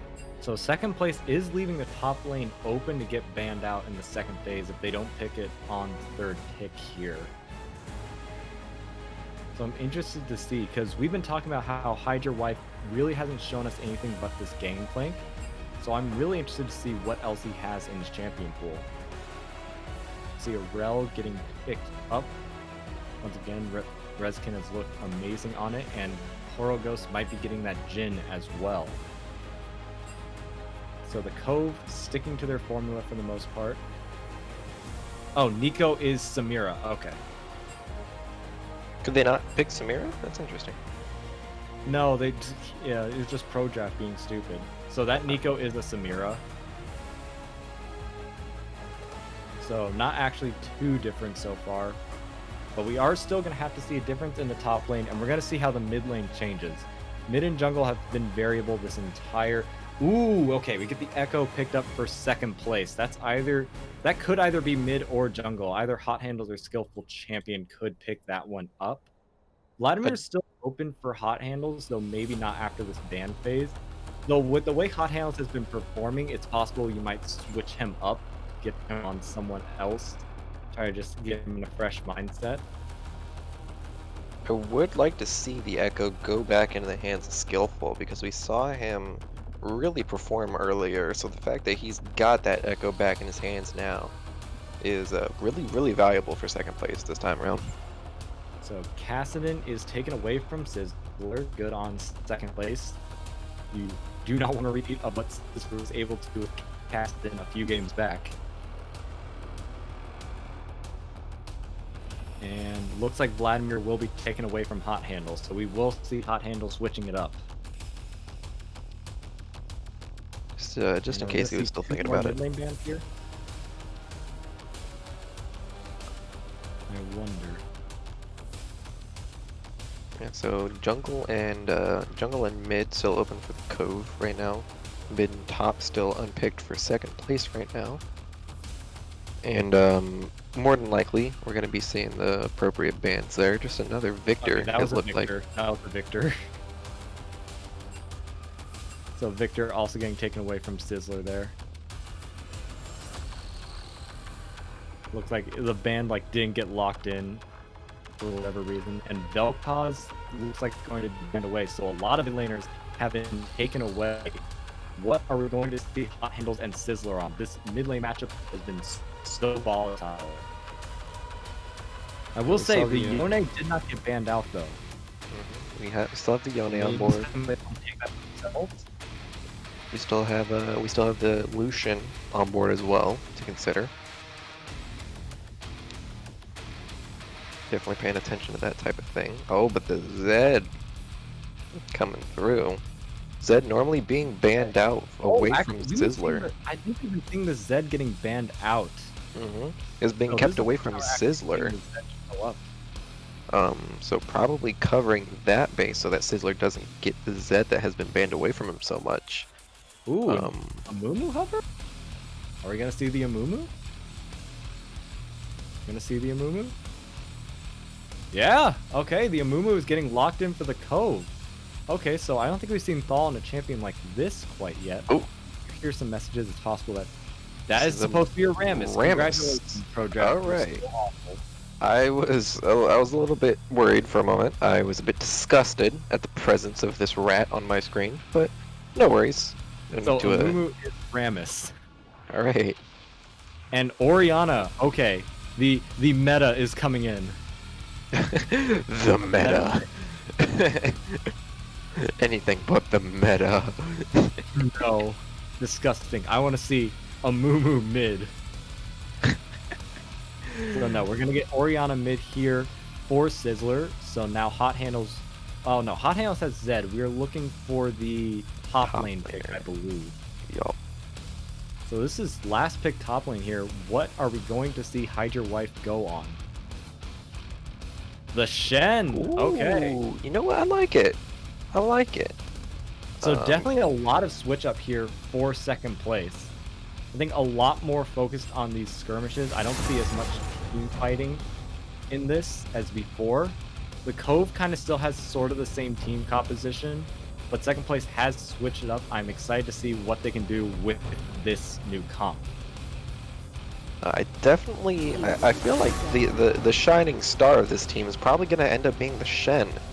I think, because if there's one thing that we noticed from previous games with the Samira in the hands of second place of 14Q, it's that, you know, Samira would often get caught out a lot before she would be able to get her combo meter up and get that ultimate off.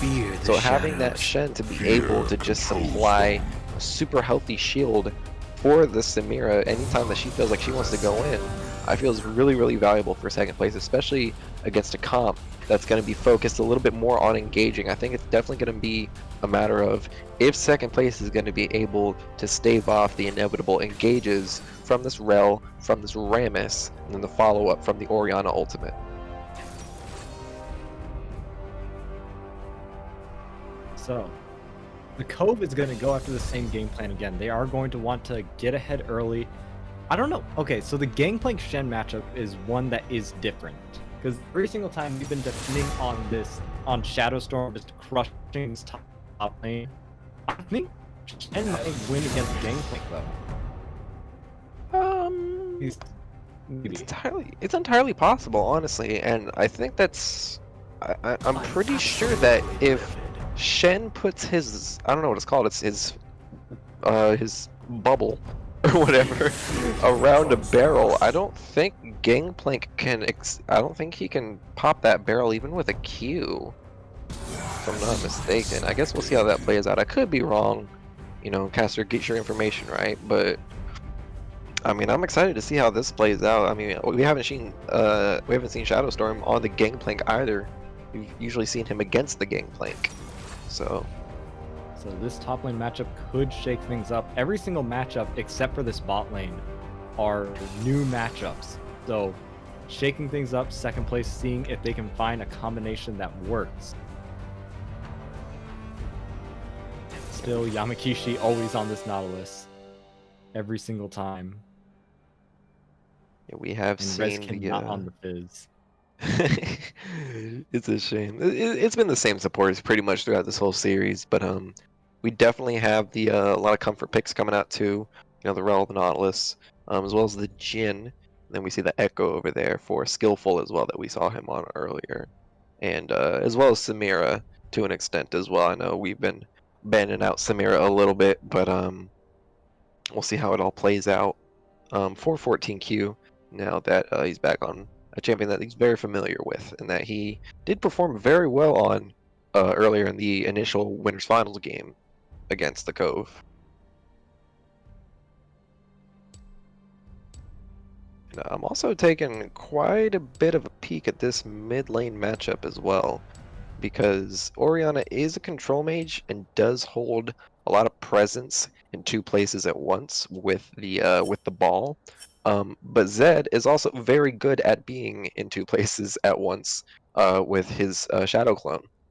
So I'm definitely looking forward to how these two mid laners are going to be taking into advantage the fact that they can just take up a lot of space whenever they want to, really. So you're Um, saying we have 4 mid laners. we honestly, sometimes once we get past level 6, we could have 5 mid laners. You know, Oh no, you never that's know. too many. I'm confused. Hey man, there's 5 mid laners, but there's only 2 health bars, and that's gonna show the whole story. All Um, right, we just have to see which one of those drops first. I'm just a little bit worried, honestly, for both of them. In the event that, whenever Hot Handles does decide to go in and try and burst down the squishy control mage, that Sizzler is piloting right now. I'm just a little bit worried how it's going to play out because either Sizzler hits his ult and messes up Hot Handles' combo, and Hot Handles ends up either blowing his ult for nothing or end up having to flash or even potentially lose his life.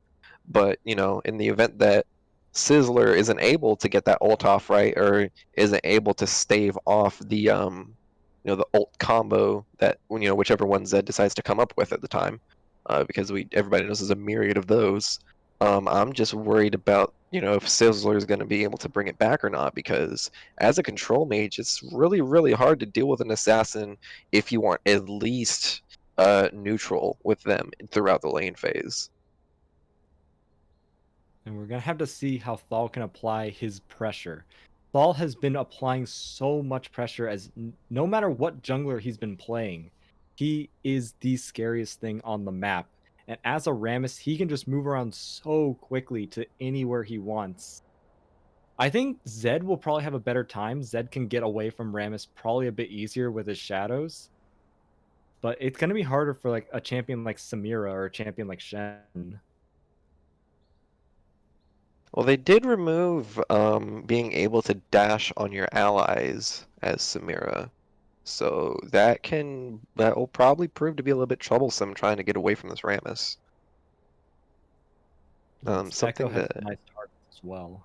Something that I am a little bit worried about, though, is the same dynamic that we saw when Cove was up against, I believe, Clark High School, where, or no, it was when Clark High School was up against Chicken Butt, where Mike Young went as the Kane, and then we saw the Rammus and the Jungler for Chicken Butt from Boaz, and it just did not go well at all. The Rammus was just counter jungled over and over again, invaded over and over again, and was never really quite able to, no pun intended, but get the ball rolling, you know?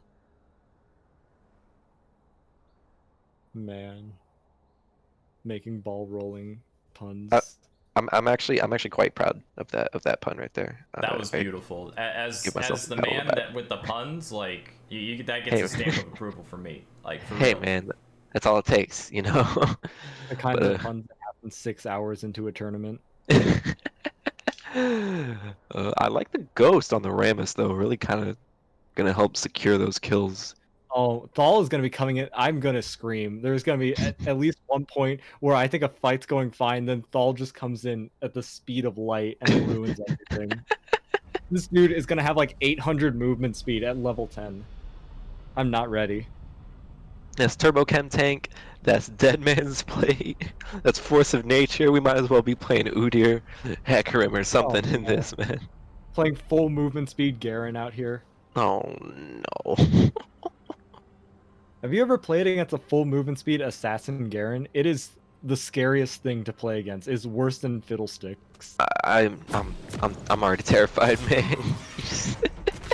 He just runs you down. I played against one once. He literally had like 1200 movement speed and could one-shot a squishy with his Q ult combo, and it was just awful. That sounds like something you only see in Earth, you know? It was terrifying. Every single time we saw him activate his, because I think he had like predator boots or something. Every single time we saw him activate that, I was Vigar. I just placed down our cage, and the entire team would walk inside the Vigar cage until the predator went away. And he just walks right through anyways. Yeah, I mean it kind of stopped him because he can't go through the Vigar cage at least. That was an interesting game. I can't remember if that was a ranked flex game or not. I feel like it was. It could have been a norms though. Okay, anyway, 4-man invade here. from second place onto this red buff of the Cove. Not going to actually be able to find any champions there, though they are spotted out by a ward. And right away, we see Thal's answer, and he is going to the red buff of second place right away. So both red buffs probably going to get taken by the enemy team, though it looks like the Cove is probably in a bit more control here.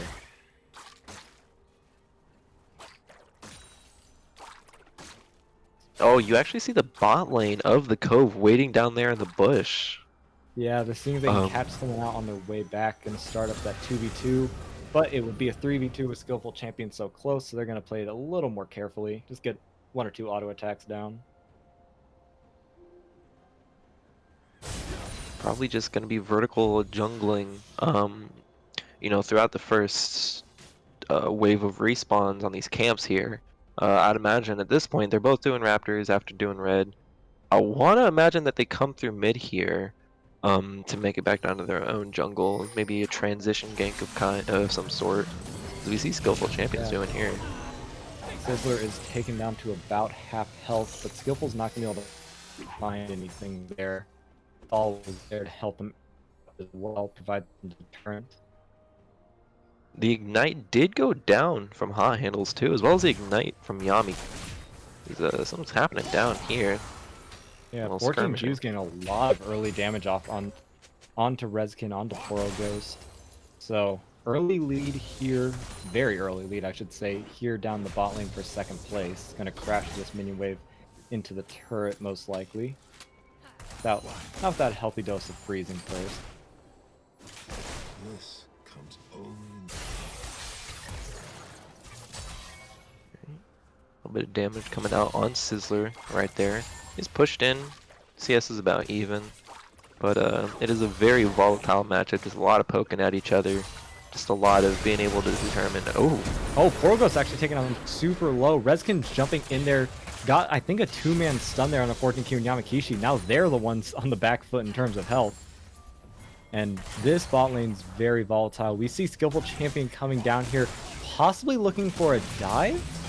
Yeah, the stun is going to come out here. Not going to land just yet. Okay, does land the stun. 14Q barely surviving Rezkin as well.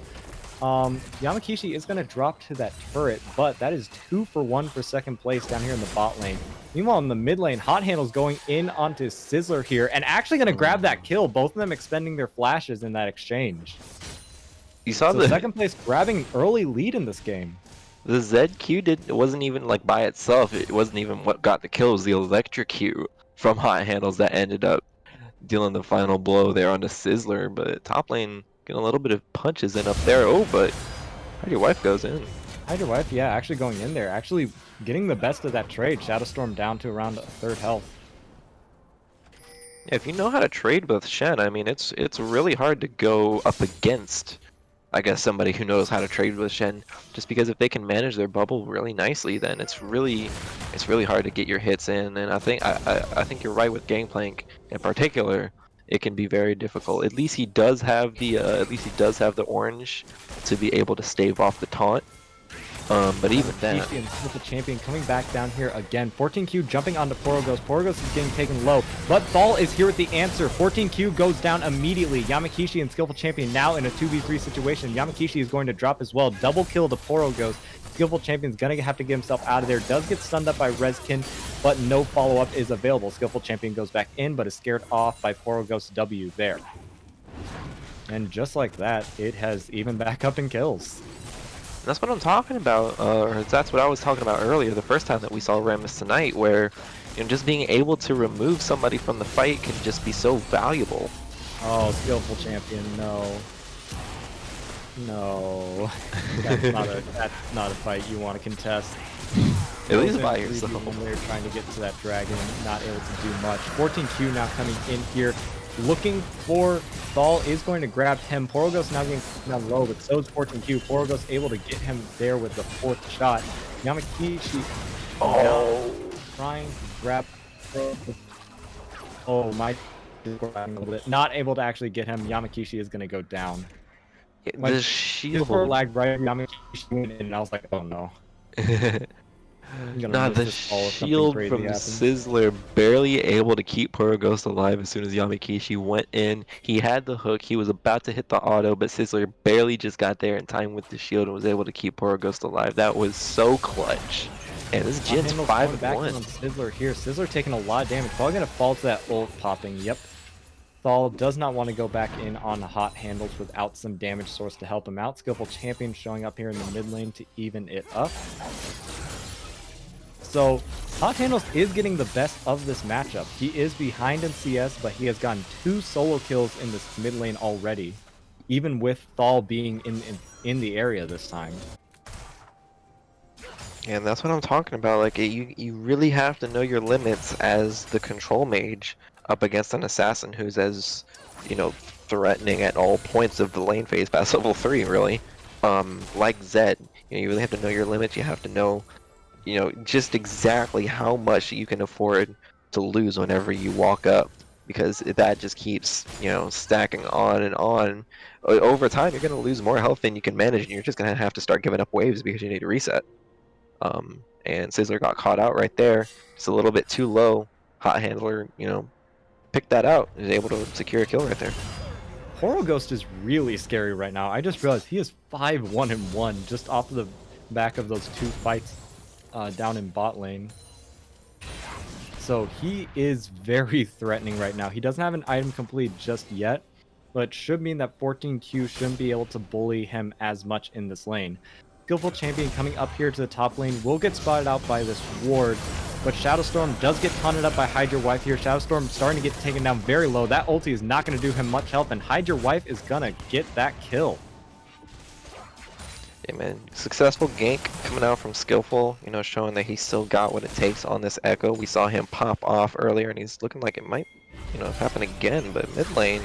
Yeah, Hot Handle's going in onto Sizzler here. Gonna get the assistance of Hide Your Wife, however. Sizzler getting taken down very low. Hot Handles dashes in, going to grab that kill. Hide Your Wife in a little bit of trouble. Gonna have to flash out from Rezkin here. Thal now in trouble though. We see Skillful Champion Yamakishi coming into this mid lane. The ulti coming through for Skillful Champion, landing a lot of damage down. Shadowstorm's taken down to 200 health. Almost popped, but not gonna be popped just yet. Skillful Champion gonna finally find that kill. Rezkin has to hide under the mid turret. So almost a reverse situation of what we saw last game, where the 80 carry on the side of the Cove is really the only person who's doing more than not good. Whereas most of the people across the team on second place is really just kind of shining right now. I mean, 2-2 on the Samira, but you have a 3-0 Zed before 10 minutes, an Echo with some kills, a little bit of head start on his Dark Seal, and a Shen who's also been, doing great, was able to ult into that fight and help keep his teammates safe. It appears that second place have finally found the combination that works for them. Actually having a gold lead here going towards the 10-minute mark. They have finally found a way to stem their early game bleeding and get that early game lead for themselves. See Sizzler roaming down here towards the bot lane, but Yamakishi and 14Q have a control ward in that bush. Not going to fall for that one.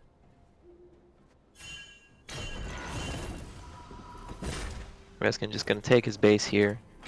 Bot lane on the on second place also resetting here. Gonna just work on getting some tempo, but High Handle's coming up into this top lane, trying to make something happen here with the Shadowstorm. He's gonna pushed spot up. him out again, but he's pretty far up in that lane. Gonna get ulted by this Zed. He's gonna get popped immediately. Good God, man. Oh my God. Where did his health go? That is what a 3-0 Zed before 10 minutes can do to you. Where did his health go? He does. You are just not allowed to have a health bar close to him. It's illegal. Oh my God, that was disgusting.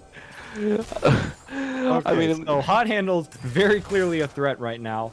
And the thing is, that was the top laner he just popped. That was one of the people who are supposed to be tanky. You have 2 people on this. Oh, never mind. Rezkin getting a 2-man ulti here. Gonna get a taunt down onto 14Q. 14Q is gonna try to back himself out of there. Yamakishi is caught. He is going to die. But Skillful Champion's now jumping in here. Poro Ghost getting taken down very low, but so is 14Q. That taunt might be bad for him, but the turret shot is coming through onto Thal. Skillful Champion actually also getting a kill onto Rezkin on the side. Skillful Champion then going to get a kill onto Poro Ghost and ult back. Oh my goodness. This is going so well right now. But, Oh, my Hot Handles goodness. has found Sizzler. Does not have his ulti though, so Sizzler will make it out with his life. 14Q staying in lane, he's pretty low, so I'd be careful if I were him. I mean, jungler and 80 carry down from that last fight. That pretty much secures a free dragon over here for second place.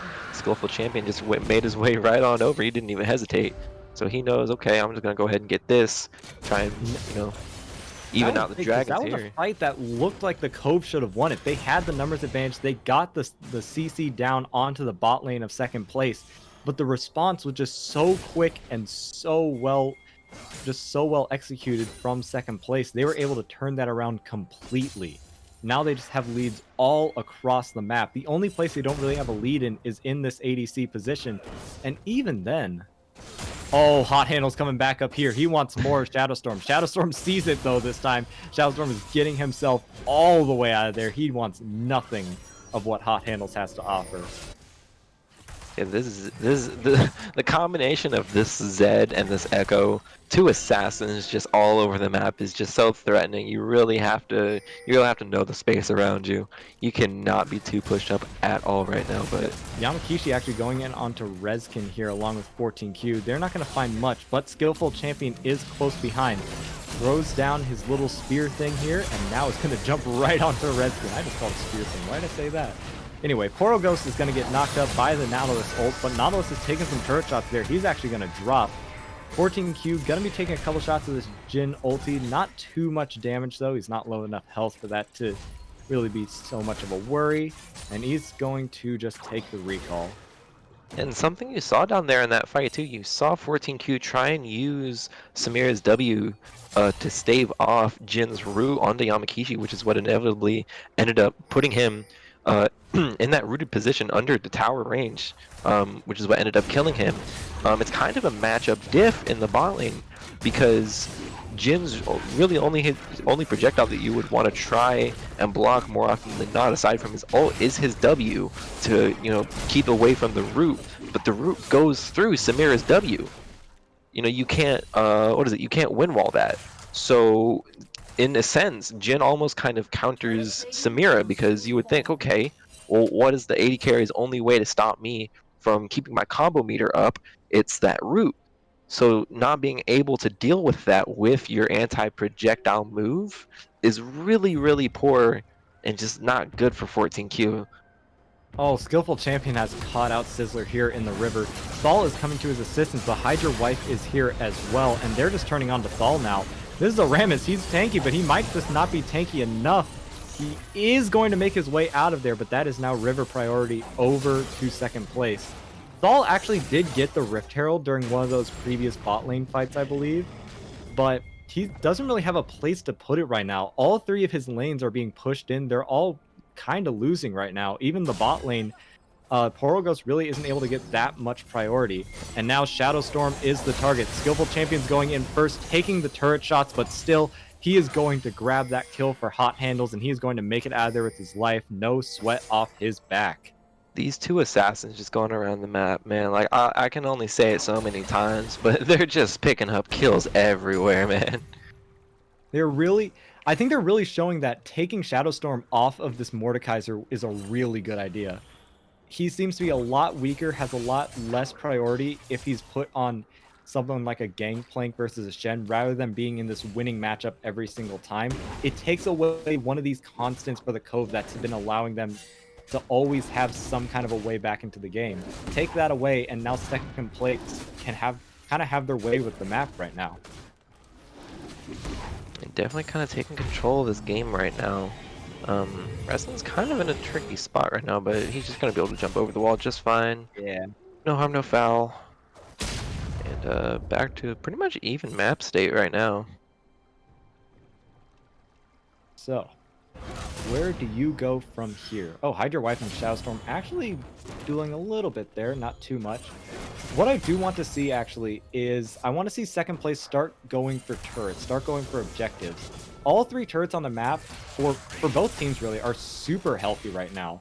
The only one I think is the top outer turret of Hydra Wife is starting to get grinded down just a bit. Shadowstorm has gotten that push up again. Rezkin is trying to go in here onto 14Q.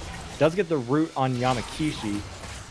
Not able to actually get the initiation. Thal drops the Rift Herald down here in the bot lane, but they don't have a minion wave to accompany it. Samir is going in. 14Q jumps on to Rezkin. Not able to find the kill just yet, but now he is. Jumps over onto Porogos. Hide Your Wife is here too. Goes straight under the turret. His armor is insane for tanking this up. Is almost taken down by the turret though. Very low health bars on both 14Q and Hide Your Wife, but Porogos not able to do anything about it. He's just going to get taken down. I believe that's bounty gold as well. Thal actually gets the shutdown. Hot handles though up here in the river. Skillful Champion going to have to ult to save his own life. Yamakishi's coming in here with the assist. Flashes over the wall to hook Thal, but it's not going to be enough. Sizzler is able to get the kill onto both of them. 14Q is now in the area to try to contest, but not much is going to be able to happen. Shadowstorm coming in here with the TP as well to ensure 14Q doesn't have a say in this fight. 14Q actually is able to shut down Thal there, so able to take himself out for a 1-for-1. Not the Ocean Drake is still gonna fall, but that was a messy fight. Actually, Hide Your Wife still coming in here. The fight is not over. Hide Your Wife was trying to look for something. I don't think realized that there are 3 members of the Cove there. He's gonna get himself out from the looks of it. But is looking. Shadowstorm and Sizzler are both kind of low. Is he going to be able to find anything here? Not going to be able to find anything, and is going to end up dropping that kill going over to Rezkin. I don't know why I thought that was going to get taken away from the blue team with that Jhin ult. Like, Jin's not on the blue team, but I got a little nervous for a second. No, I also wanted to point out not a good fight for second place. The Cove getting a lot of kills, lots of money back into their pocket, and Sizzler is now back in this game. 3-3-3. This Orianna is starting to come online. Yeah, on top of this Jhin, who's already doing a ton of damage, with this Rammus, who's got the chem tank, so his mythic is finished. Not to mention he's already started on the Thormail. He's got the Bramble Vest, so before long he's gonna have that taken care of. But it looks like he might be going for a different item with that no magic mantle in his inventory. Probably just keeping the Bramble Vest there on the side just for now. Perhaps a Force of Nature he could be thinking about to deal with this Echo. So Samira is now up to 6-3-2, basically even score lines down here in the oh no, Hot Handle's getting okay. Hot Handle's got taunted up there by Thal. That's gonna be an easy kill over to the mid lane. And now that might be mid outer turret dropping. Doesn't look like Skillful Champion really wants to respond yet. They do not have the mini wave to drop this turret. Never mind, no, they have more damage than I thought they did. Yeah, that mid turret's gone. And they have 2 turrets down for second place in a match that, by all means, they were winning until about 2 minutes ago. Shadowstorm's getting taken down pretty low by Skillful Champion here, but Thal is here with the backup. Skillful Champion is going to walk back to Hide Your Wife. No one is going to die from that interaction just yet. But Sizzler and Thal are still in the area. Shadowstorm's still looking to push up. He has the oranges. He has the healing. They are going to back off, though. Rift Herald is up, and they want it. The Cove has done a pretty good job of being able to bring this game back after what, aside from their bot laner being 5-1 at one point, they've done a pretty good job of getting the rest of their team back ahead. They got 3 kills on the Rammus, they got 3 kills on the Orianna. They're back online at this point, at least as compared to their opposites on the other side, who have been, quite frankly, carrying the game. But now, on the other side of that, the Samira is now a serious threat that you have to be able to worry about unless you can get that Rammus in on the Samira, or if you can nail her down with the Rel or with the Orianna ultimate. It's going to be hard to deal with the Samira if she gets going. So 2 turrets taken simultaneously there. Looks like bot outer turret was destroyed for the Cove. Top inner turret destroyed for second place. Now, one thing I do want to point out, Yamakishi is 0-6-7 on this Nautilus. He's been doing a good job of getting 14Q ahead, but he's been dying a lot in the process, and that's what's allowing people like Porogos and Sizzler to get these kills and get themselves back into the game. I want to see Yamakishi playing maybe a bit more carefully, trying to maybe survive longer in these fights. Because even if he's able to get 14Q ahead, if he's getting the enemy team ahead at the same time, it's not really that worth it.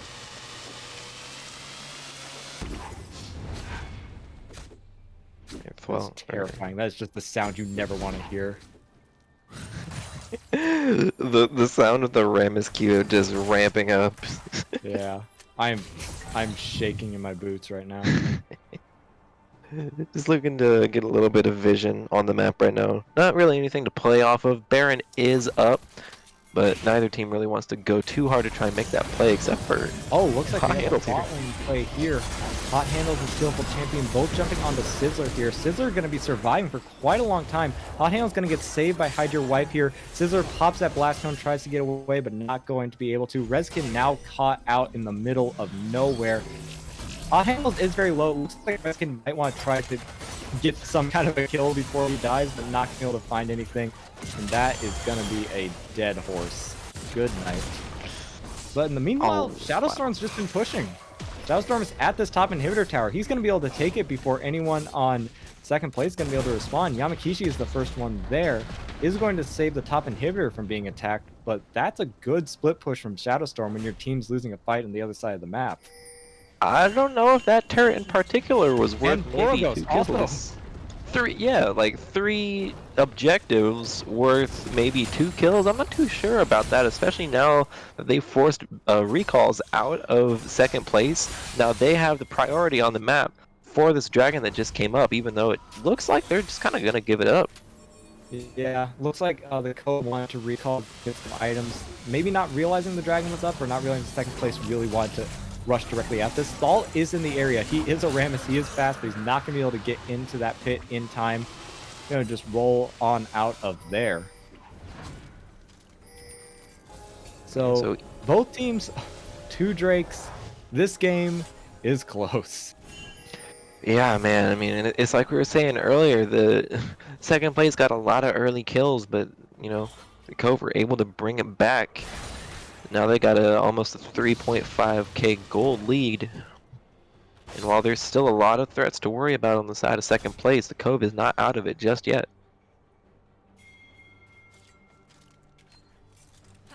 Okay, I'm getting a little bit of lag here. Okay, we're all good. So, teams in a little bit of a standoff here. You see Yamakishi and Rezkin in a standoff just for vision here in the river. Rezkin does go in onto Yamakishi here. The rest of the Cove soon behind him. Hot Handle actually getting a solo kill onto Shadowstorm. I believe on the bottom side of the map there. 14Q also getting killed on the Portal Ghost. Is now suddenly a 3v5. The Cove has found himself in a very disadvantageous situation. And it looks like second place wants to turn right into the Baron from here. Sizzler is still alive. Does get hooked up by Yamakishi, but no one is there to follow up just yet. Thaul is also here. We do see the follow-up coming. 5-man ulti! Oh my goodness! From Sizzler, but it's not going to be enough. There's no follow-up. Rezkin is almost dead. Not going to get popped just yet. Thaul's coming back in. Does get a taunt down on the Hydra Wife. But Hydra Wife's still able to survive. 14Q is getting some free hitting time. Finally, Yamakishi goes down to Sizzler, but is it going to be too late? 14Q is going to have to flash out of there. That taunt is going to go down, and it is going to kill Hot Handles. Oh my goodness, Sizzler just pulled this game back from the brink. Somebody give this man a medal. That ultimate was ridiculous. Like, single-handedly turned that fight around, and now Cove is on the Baron. There's not really anything that Skillful can do about it. He doesn't have flash. Vision on this Baron pit. He is still going to be able to get some poke into the pit here, and is probably going to look for a steal. He knows that the Cove knows he's there. Baron is doing some damage. Shadowstorm's coming up to try to interrupt, but 14Q is here. 14Q should be able to win this 1v1 against Shadowstorm here, but Thaul is coming in to make this not a 1v1 anymore. They're still doing Baron. They're still doing Baron. Hey, Sizzler gets a 2-man ulti, but they're still doing Baron. And Baron goes over to the Cove. Shadowstorm actually makes it out of there with his life. Rezkin's the one that loses his instead.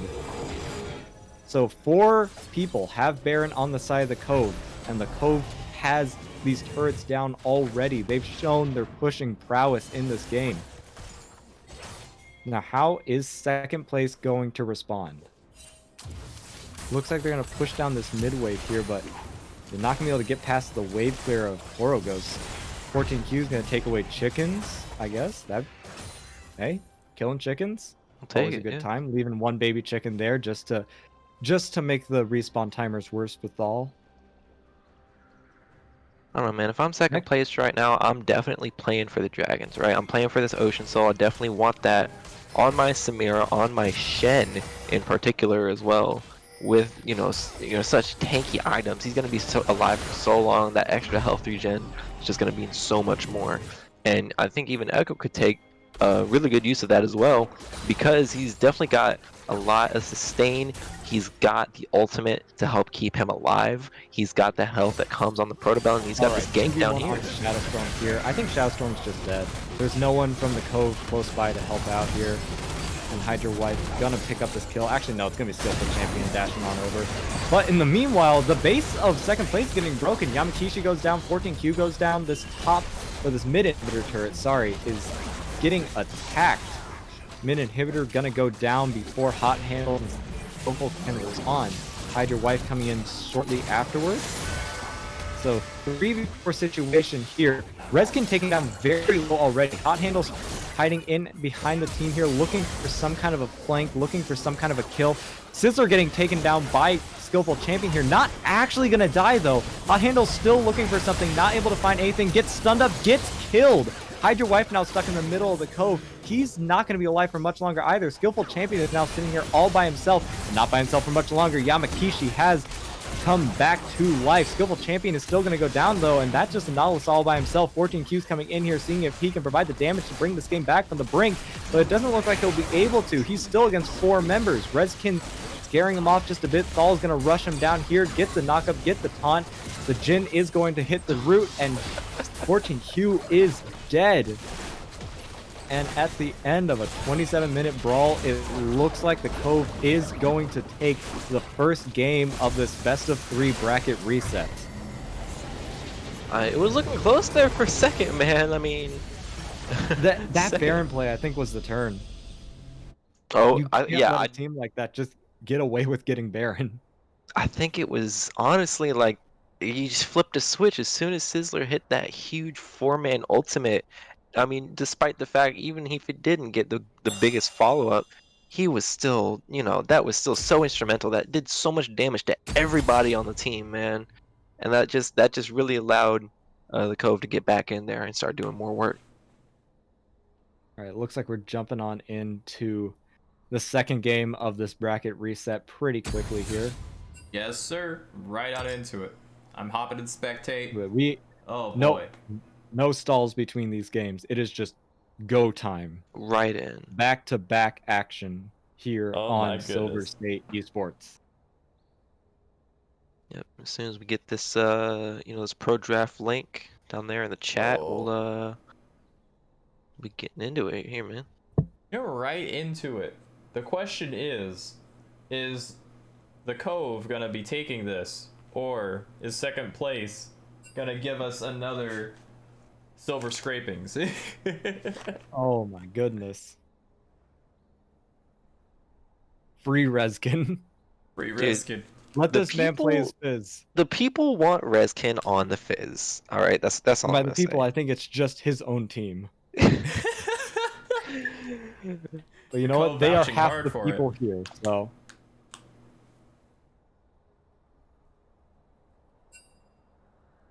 I don't know, man. If I'm second place right now, I feel like I might have. It's best of 3. It's best of 3. Yeah, it's definitely best of 3. But yeah, if I'm second place right now, I'm definitely feeling like I might have at least found some kind of answer. Yeah, definitely that early game was super promising. It was just a couple of those fights around Dragon Pit, around that bot lane, just ganks gone wrong, and then it just went right back over to the Cove. The Cove is so much quicker at closing out a game, is so much more methodical once they have the lead. If you're second place, I think you need to be a lot more aggressive with your lead once you have it. I want to see more plays for these turrets, more plays for these Rift Heralds, and start trying to get towards this base of of the Cove, because if you aren't able to do that when you have the lead, you're not going to be able to do that once they start trying to take the lead back. I don't know, man. I'm just thinking to myself right now, like I'm putting some target bans out in that top lane. You know, we saw Shadow Storm. He didn't have Ornn. He didn't have Mordekaiser. He was. I don't know if he was feeling it at all on the Gangplank, and we saw that that was a huge part of how skillful and Hot Handles were able to get as far ahead as they did because they kept going top lane, and Hide Your Wife up there on that engaged tank with the Shen was able to set up kills beautifully for the two assassins that would, you know, not while not for long, still come to terrorize the map for a solid 20 minutes. So I want to see some people in chat. Do you think this is going to be the last game of the series, or do you think second place is going to be able to take this one back and get us all the way to Silver Scrapes? Let them know. Let them know. Yeah, what you thinking, chat? Who you rooting for, by the way? I see a lot of people in chat looking at second place over that last game. I see a lot of second place fans right now. Yo, should we put a poll out? Should we put the poll? Ooh, the Hey, let's see if it works this time. poll. Ooh, we see Pound Cake in chat. Cove all the way. All the way, baby.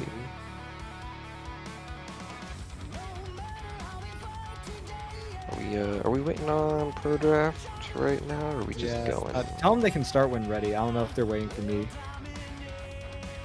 Liz asking, are we doing pro draft? Maybe we aren't doing pro. Oh, I guess not. no pro draft. No pro draft. Just start. The plot twist. Oh, the strategies are coming in. Oh, baby. We see Calamity in chat. Second place winnable. I agree. Okay. Okay. I see a lot of goals. Go, Those are goals from both teams. We are ready to go. Man, I always get service errors on polls. I'm so sad. Go. It just doesn't want to.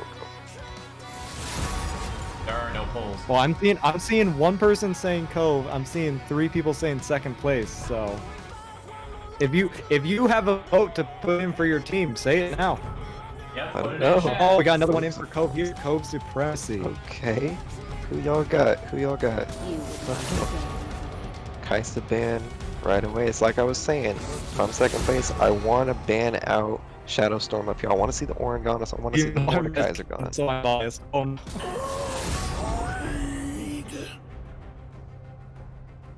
So same ban as before. I want to see more target. Yep. The Ornn and the Mordekaiser out immediately.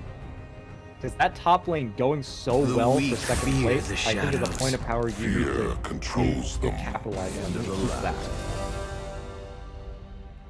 Looking good so Gray's far been taken away from fall. for the draft. That was the only other, I feel, round 1 threat that was too much of an issue not to let through into the first pick phase. The only other thing that I'd be concerned about. Ooh, okay, nice the rise right away. I dig it. We're seeing some switch ups here.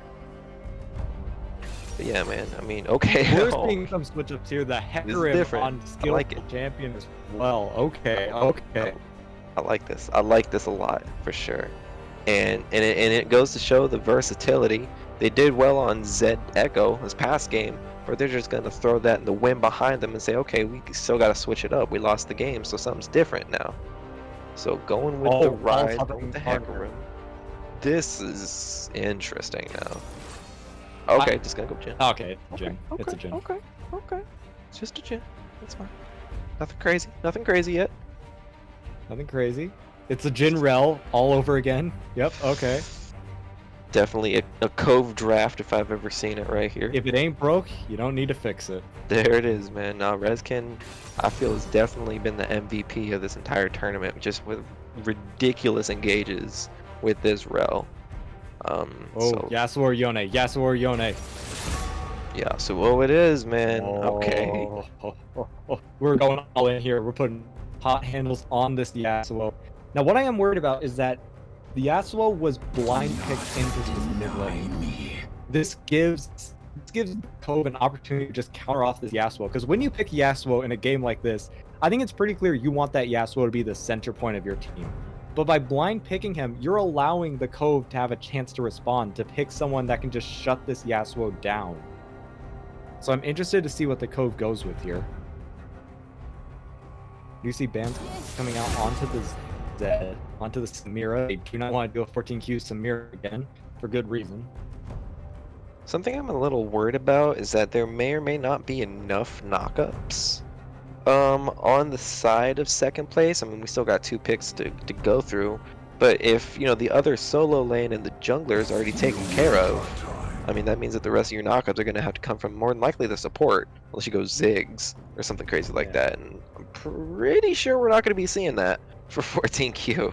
So I say now, I'm but thinking because Yamakishi has been playing Nautilus every single game. That's like his staple. Are we going to see him switch up? Because Nautilus does have knockups. Nautilus's ult can be a huge knockup if he uses it correctly. You are seeing Leona getting banned away here. Oh, the Malphite hover. The Malphite hover. The set. The I'm down Cho'Gath. for any of this. The I'm down for any of H-drops. this. The Gragas. All of these I would hog out for. The Twitch. Ooh. No, Okay. see, I actually kind of like this. I kind of like this full-on actually. team fight. They're going for the full wombo combo. Whoever the support is, and my guess it's going to be Alistar, Malphite, or Nautilus. We are going to see them go all in, get this Yasuo with his ulti. We're going to see Hecarim going in. We're going to see Ryze split pushing probably. I don't know. We see Echo and Orianna looks like, or Victor. You saw the Victor earlier. Echo, Victor did very well. Yeah, and Echo's probably for Thal. This is a lot of damage coming out here from the Cove, though once again, not a lot of tank, which is good to see if you're picking a composition like Yasuo Twitch Wombo combo. You want to see a lot of squishies that you can kill as that combo goes out, so after the CC is over, they're all already dead. And we see the Lulu for Yamakishi. Okay. This should be interesting. I'm definitely a big fan of pairing a Enchantress support with Twitch. That's usually kind of the standard is what you would do when you do have a Twitch, just to make sure that the damage output is as high as possible. I'm also a huge fan of relinquishing the rest of your AP damage to be maybe from the Lulu if she decides to go for Staff of Flowing Water, but from this Rise up there in the solo lane, I'm definitely looking forward to seeing how he's able to use, really being the main AP damage dealer in the event that we don't see AP Twitch, which is something that I'm Oh definitely looking no. for. I'm Do definitely not looking for say that such one. accursed things in this sacred hall.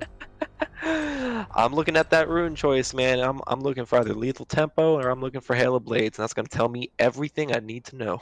That's all I'm So saying. this is the Hail Mary right here from second place saying we are going to Wombo. My guess on what the combo is going to be, you're going to get charging there or Yasuo charging in, then Lulu ults to get the big knockup. Yasuo goes in with his ulti, Twitch goes in with his ulti, and that's going to be your combo. My guess, the thing is Ryze doesn't really fit into this is my issue. Ryze can team fight, but not to the extent that these other 4 champs can. So I'm not sure where the Rise really fits into this puzzle, if they're just going to have him split push, or if his job is just to keep the gangplank down, or just like to maybe root one person up in a fight, make sure they don't interfere. But I'm not loving the Rise, even though I like the rest of this comp. If you were to look at any other AP top laners as a way to balance out the damage on this team, who would you be looking at for this draft in particular? Honestly, maybe some like Cho'Gath or Malphite.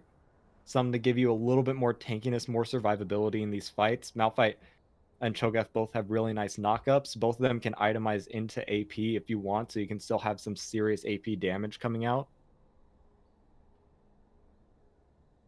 Because that is, like, neither team really has a tank. You have maybe Rel, Gangplank, and Ryze at the most. Maybe Hecarim if he decides to go tanky. I have a feeling all these fights are going to end in approximately 5 seconds. Right. It's gonna be very quick and, very decisive who ends up winning this each of these fights. So, we haven't talked a lot about the Cove's team comp, though. It hasn't changed that much, but the Echo and Yone did sort of switch in here. So, what do you think is going to change with the matchups for that? And honestly, that's the type of thing where, especially, like with something like with this Lulu, you know, this Lulu, despite being a squishy enchantress, can be very hard to kill sometimes when you have that polymorph, when you have the speed boost that you get, and especially with something like Summon Area, which I would only anticipate is what Yamakishi would be opting for as far as the rune choice. But the Cove, they've been sticking with this Jin Rel combination for pretty much, essentially the entire day. Switching off of the Zaya at one point. So I'm definitely looking to see how this Twitch is able to handle this combination that the Cove has put into as much practice as they have. And then this mid lane, Battle of the Wind Brothers. I mean, it's gonna be that's gonna be fun just watching that. I mean, as far as like the mid jungle duo is concerned, I honestly feel like it could go either way depending on who makes the first move. We will see here. Lulu actually not going airy. Guardian, okay. And we do see lethal tempo on the Twitch, which does give me reason to believe that we are going AD right there. But there's no rule book for this type of thing, so it could really be anything. Oh, now we know why this team composition was picked. Second place has all 5 skins. You see that? They have the skin advantage. They do. They do. Got it. See, that's gonna be rough. That's gonna be tough to get around because I think you only had what 3 skins on the side of the Cove. Yeah, only 3 skins. That's a disadvantage right there. That's rough. Yeah, I think it might be the game. Honestly, I mean, I don't know. Just FF 15 right now. We'll see what It's not worth it. We'll see what the Cove can do to get around this. But man, I don't know, man. I don't know. Oh no. Pause right off the bat. Uh-oh. I've not been Let's see what's going messaged on here. as to why there is a pause. I also know we're 3 minutes behind, which means they paused 3 minutes ago. Oh dear. Oh boy. Why have I Here, not is been? there- Let's figure this out real quick.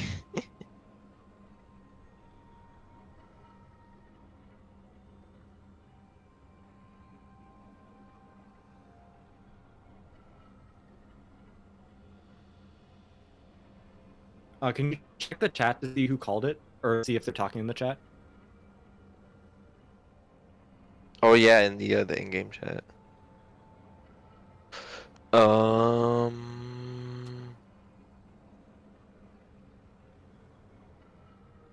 Okay, I guess they're ready.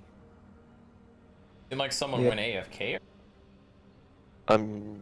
There it is. Play will resume. Okay. Just like that. I think there's a communication issue or something like that, but it's all resolved now. I don't need to send this DM. Yep, all good. No concerns here. Definitely got a game on our hands. And both teams 5-man invading. Or no, we're seeing oh no, that's just a very modified 5-point from from second place, which is actually going to let the Cove just slip in here onto this red buff and not find anyone.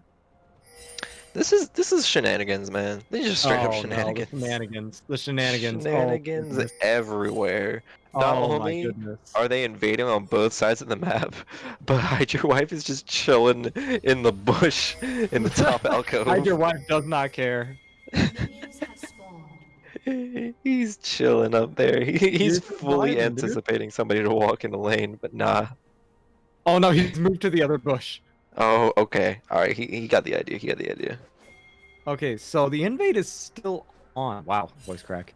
Because Thal is still at Skillful's red buff. Skillful is at Thal's red buff. Looks like Hot Handles and Hydra Wife are going to check.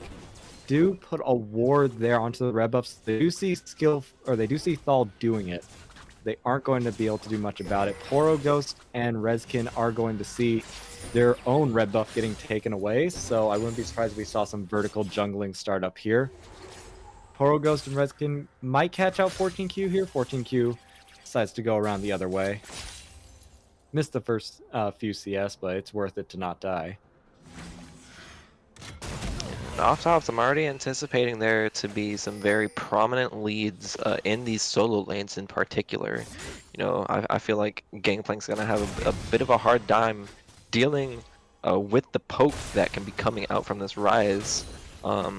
And vice versa for the mid lane. I feel like Yone has a much better time laning with the threat of that all-in dash that he has on his third Q, as opposed to Yasuo, where it's a lot more of a, you know, you're Looks like it might controlling have an potential encounter space. here. Skillful is going to meet up with All in Thal's own jungle. Gonna get caught at the chicken. Sizzler gonna flash over that wall to help out. Skillful is in a lot of trouble here. He's gonna go dead. Hot Handle's not being able to do a damn thing about it. Sizzler using both of his summoners though to commit to that. Skillful only blowing his ghost. It's just the type of thing that happens when you're trying to invade and you don't have flash. You get caught out, you better have a damn good plan to get out of there, because you are gonna have a hard time, you know, staying alive at that point. Yep. And that's first blood over to the Cove. So Skillful, not too deterred, is going to go right back onto his map. Going to take his blue side now. And you were right, Shadowstorm is very low from all this Rise poke, though. Hide Your Wife still sitting at around half health as well. He's not exactly the healthiest. Shadowstorm actually, oh my goodness. Has Barely a getting the orange there to keep himself alive. Yeah. Really tricky spot, and it does look like Thal is starting to posture towards the top side of the map right now, taking care of you know, his top jungle, taking care of his blue buff right now. But Hide Your I Wife don't know, is man. getting low on mana.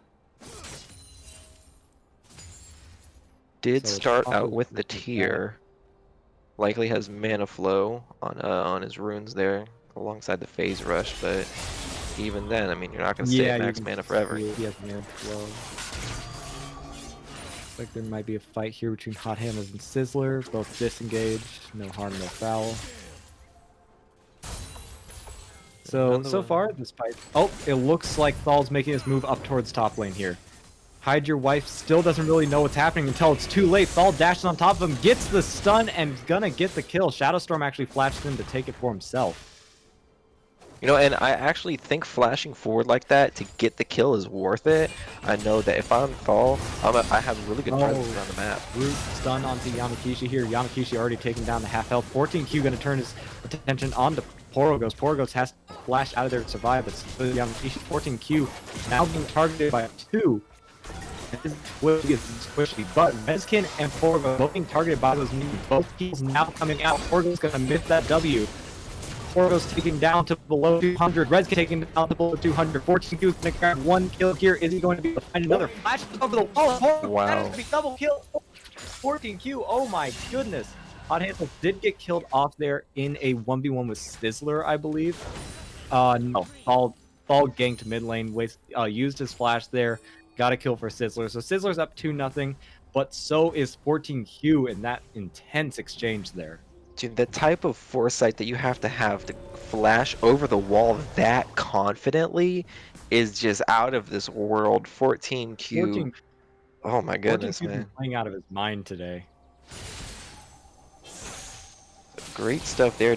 Nice double kill coming out for second place is 80 carry. Which we now know is actually an 80 carry, instead of the potential AP Twitch threat that was looming. Name. We don't talk about AP Twitch. Skillful champion coming up here to the top lane. Gonna see if he can get a gank onto Shadowstorm. There is a ward in this river, so he will be spotted out. Rise is gonna ult forwards, gonna get the root down. Gonna get the dash onto Shadowstorm here. Shadowstorm taken down pretty low and is gonna get killed off by Hide Your Wife. So good return gank there from Skillful to avenge, but Rezkin's gonna jump in here. Sizzler gonna get another kill onto this Yasuo in the mid lane.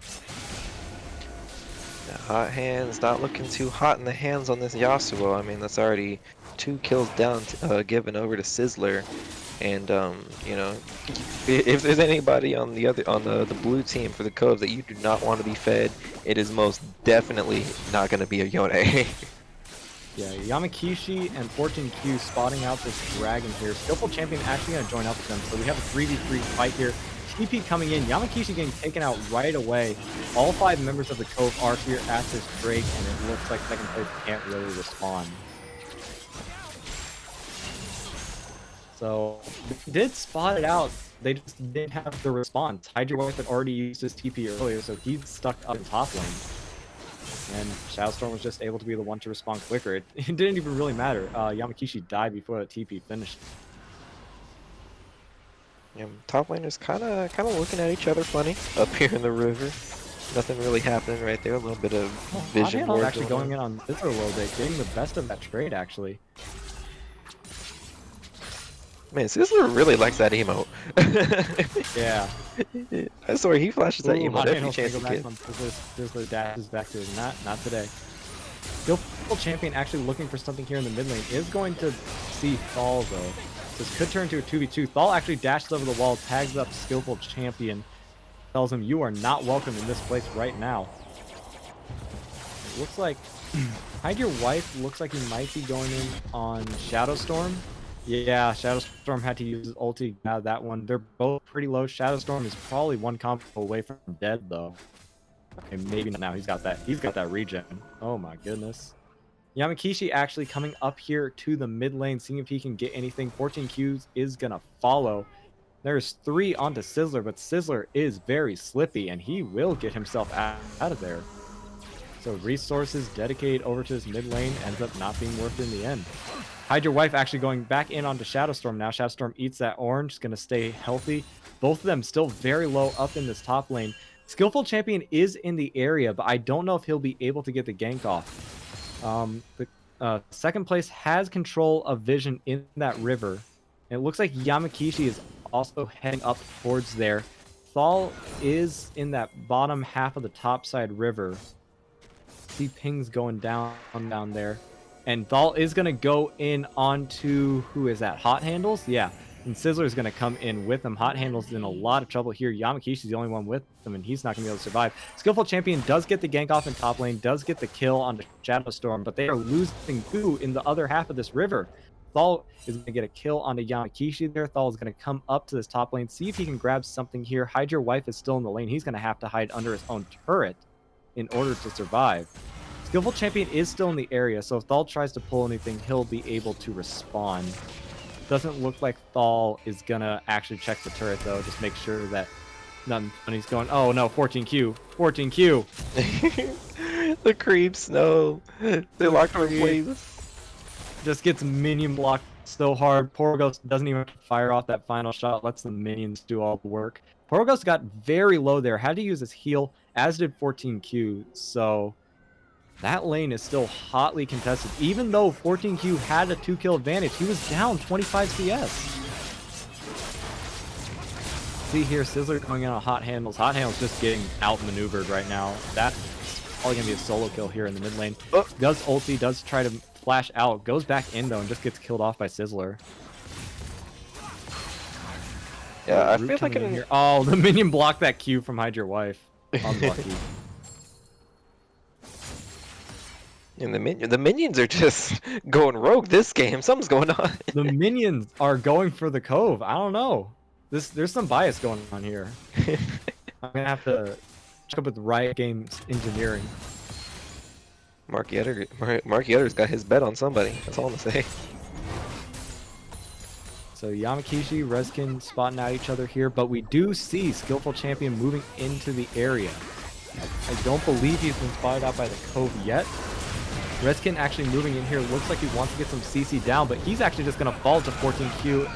Nice! Skillful actually didn't even get any damage off. Ulti coming through from Yamakishi on the Skillful Champion to keep him alive through those turret shots. We see the ulti being used by Shadowstorm as well. Thal now is coming back into the area for some revenge. Does get a kill onto 14Q. Skillful Champion gets himself out of there, and Yamakishi's going to walk away from this one.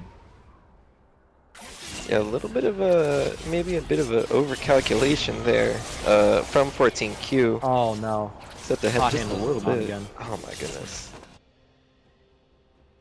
I mean, I'm not gonna be one to say anything because it is Yasuo, And we all know late game Yasuo is a bit of a trouble to deal with sometimes, regardless of how many deaths you have. But man, he's if he's got to get to that late game somehow. And being 0-5-0 at 11 minutes is not how to do it. Reskin's coming up here to help Shadowstorm with Hide Your Wife. Hide Your Wife's gonna try to get himself ulted out here. Misses the flash into his own ulti and just ends up getting himself killed. No, I think he actually had the flash timing, but he got knocked up. Oh my goodness.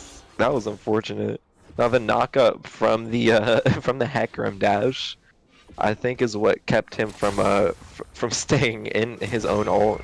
He did end up getting the flash before the ult went off, so he was in the zone. But Hecarim had something to say about that, man. So Thal going in here onto Yamakishi. 14 Q's gonna try, but Thal is pretty tanky right now. Actually, not gonna die just yet. Porogos is gonna finish off Yamakishi with the ulti, and Thal is gonna make it out of there with his life so far. Reskin's going in here, wants to find a little bit more, not gonna see anything. Hot Handles has already come down to assist. Porogos actually gonna get knocked up with that tornado there, but Hot Handle's not gonna go back in. And mid outer turret is gonna be our first casualty here when it comes to structures. Just goes to show how powerful Sizzler is in this matchup, how lopsided this matchup has become. I mean, we haven't been seeing too much of it, but if anything, so far this game has just been a huge mid gap. Right, Sizzler has not given Hot Handles the chance to play this game at all, and even now chasing him into his own jungle trying to get this kill. Yeah, and he's just gonna be able to run it down and get it. Uses Ignite to secure it, and then the Cove is now just over here at this dragon. The mid priority is so lopsided, it's hard for second place to actually get in here to do anything with the Drake. Skillful Champion not actually able to get that dragon. 14 Q's getting the shutdown, but it is now getting faced down by Sizzler. Sizzler has joined the fight. Yamakishi's gonna go down. Skillful Champion's now stuck here. Looks like Sizzler might be able to pick himself up a triple kill. He does not fall, actually picks up the kill for himself. Sizzler doesn't actually get an assist on that one. Hide Your Wife coming over in here onto Shadowstorm. Does miss the Q though, so no fight is going to break out here. Yeah, this is just a 9-0-1 Yone right now. That is just, I don't know, carrying the Cove on his back, really. I mean, it's hard to ignore, honestly. It's hard to ignore. And to get past that, you still have the 4-0-5 Echo to deal with as well. Yeah, and Sizzler, he's just walking under this turret. He's taken like 4 turret shots and just not actually taking any damage.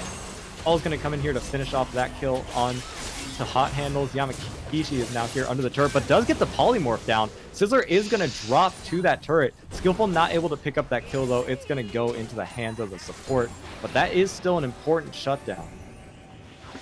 I mean, if it goes on anybody, I feel like the support isn't, you know, I'm not going to say the worst, but because I feel like it probably is the worst for that shutdown to go to, but you can still make a lot of use out of that.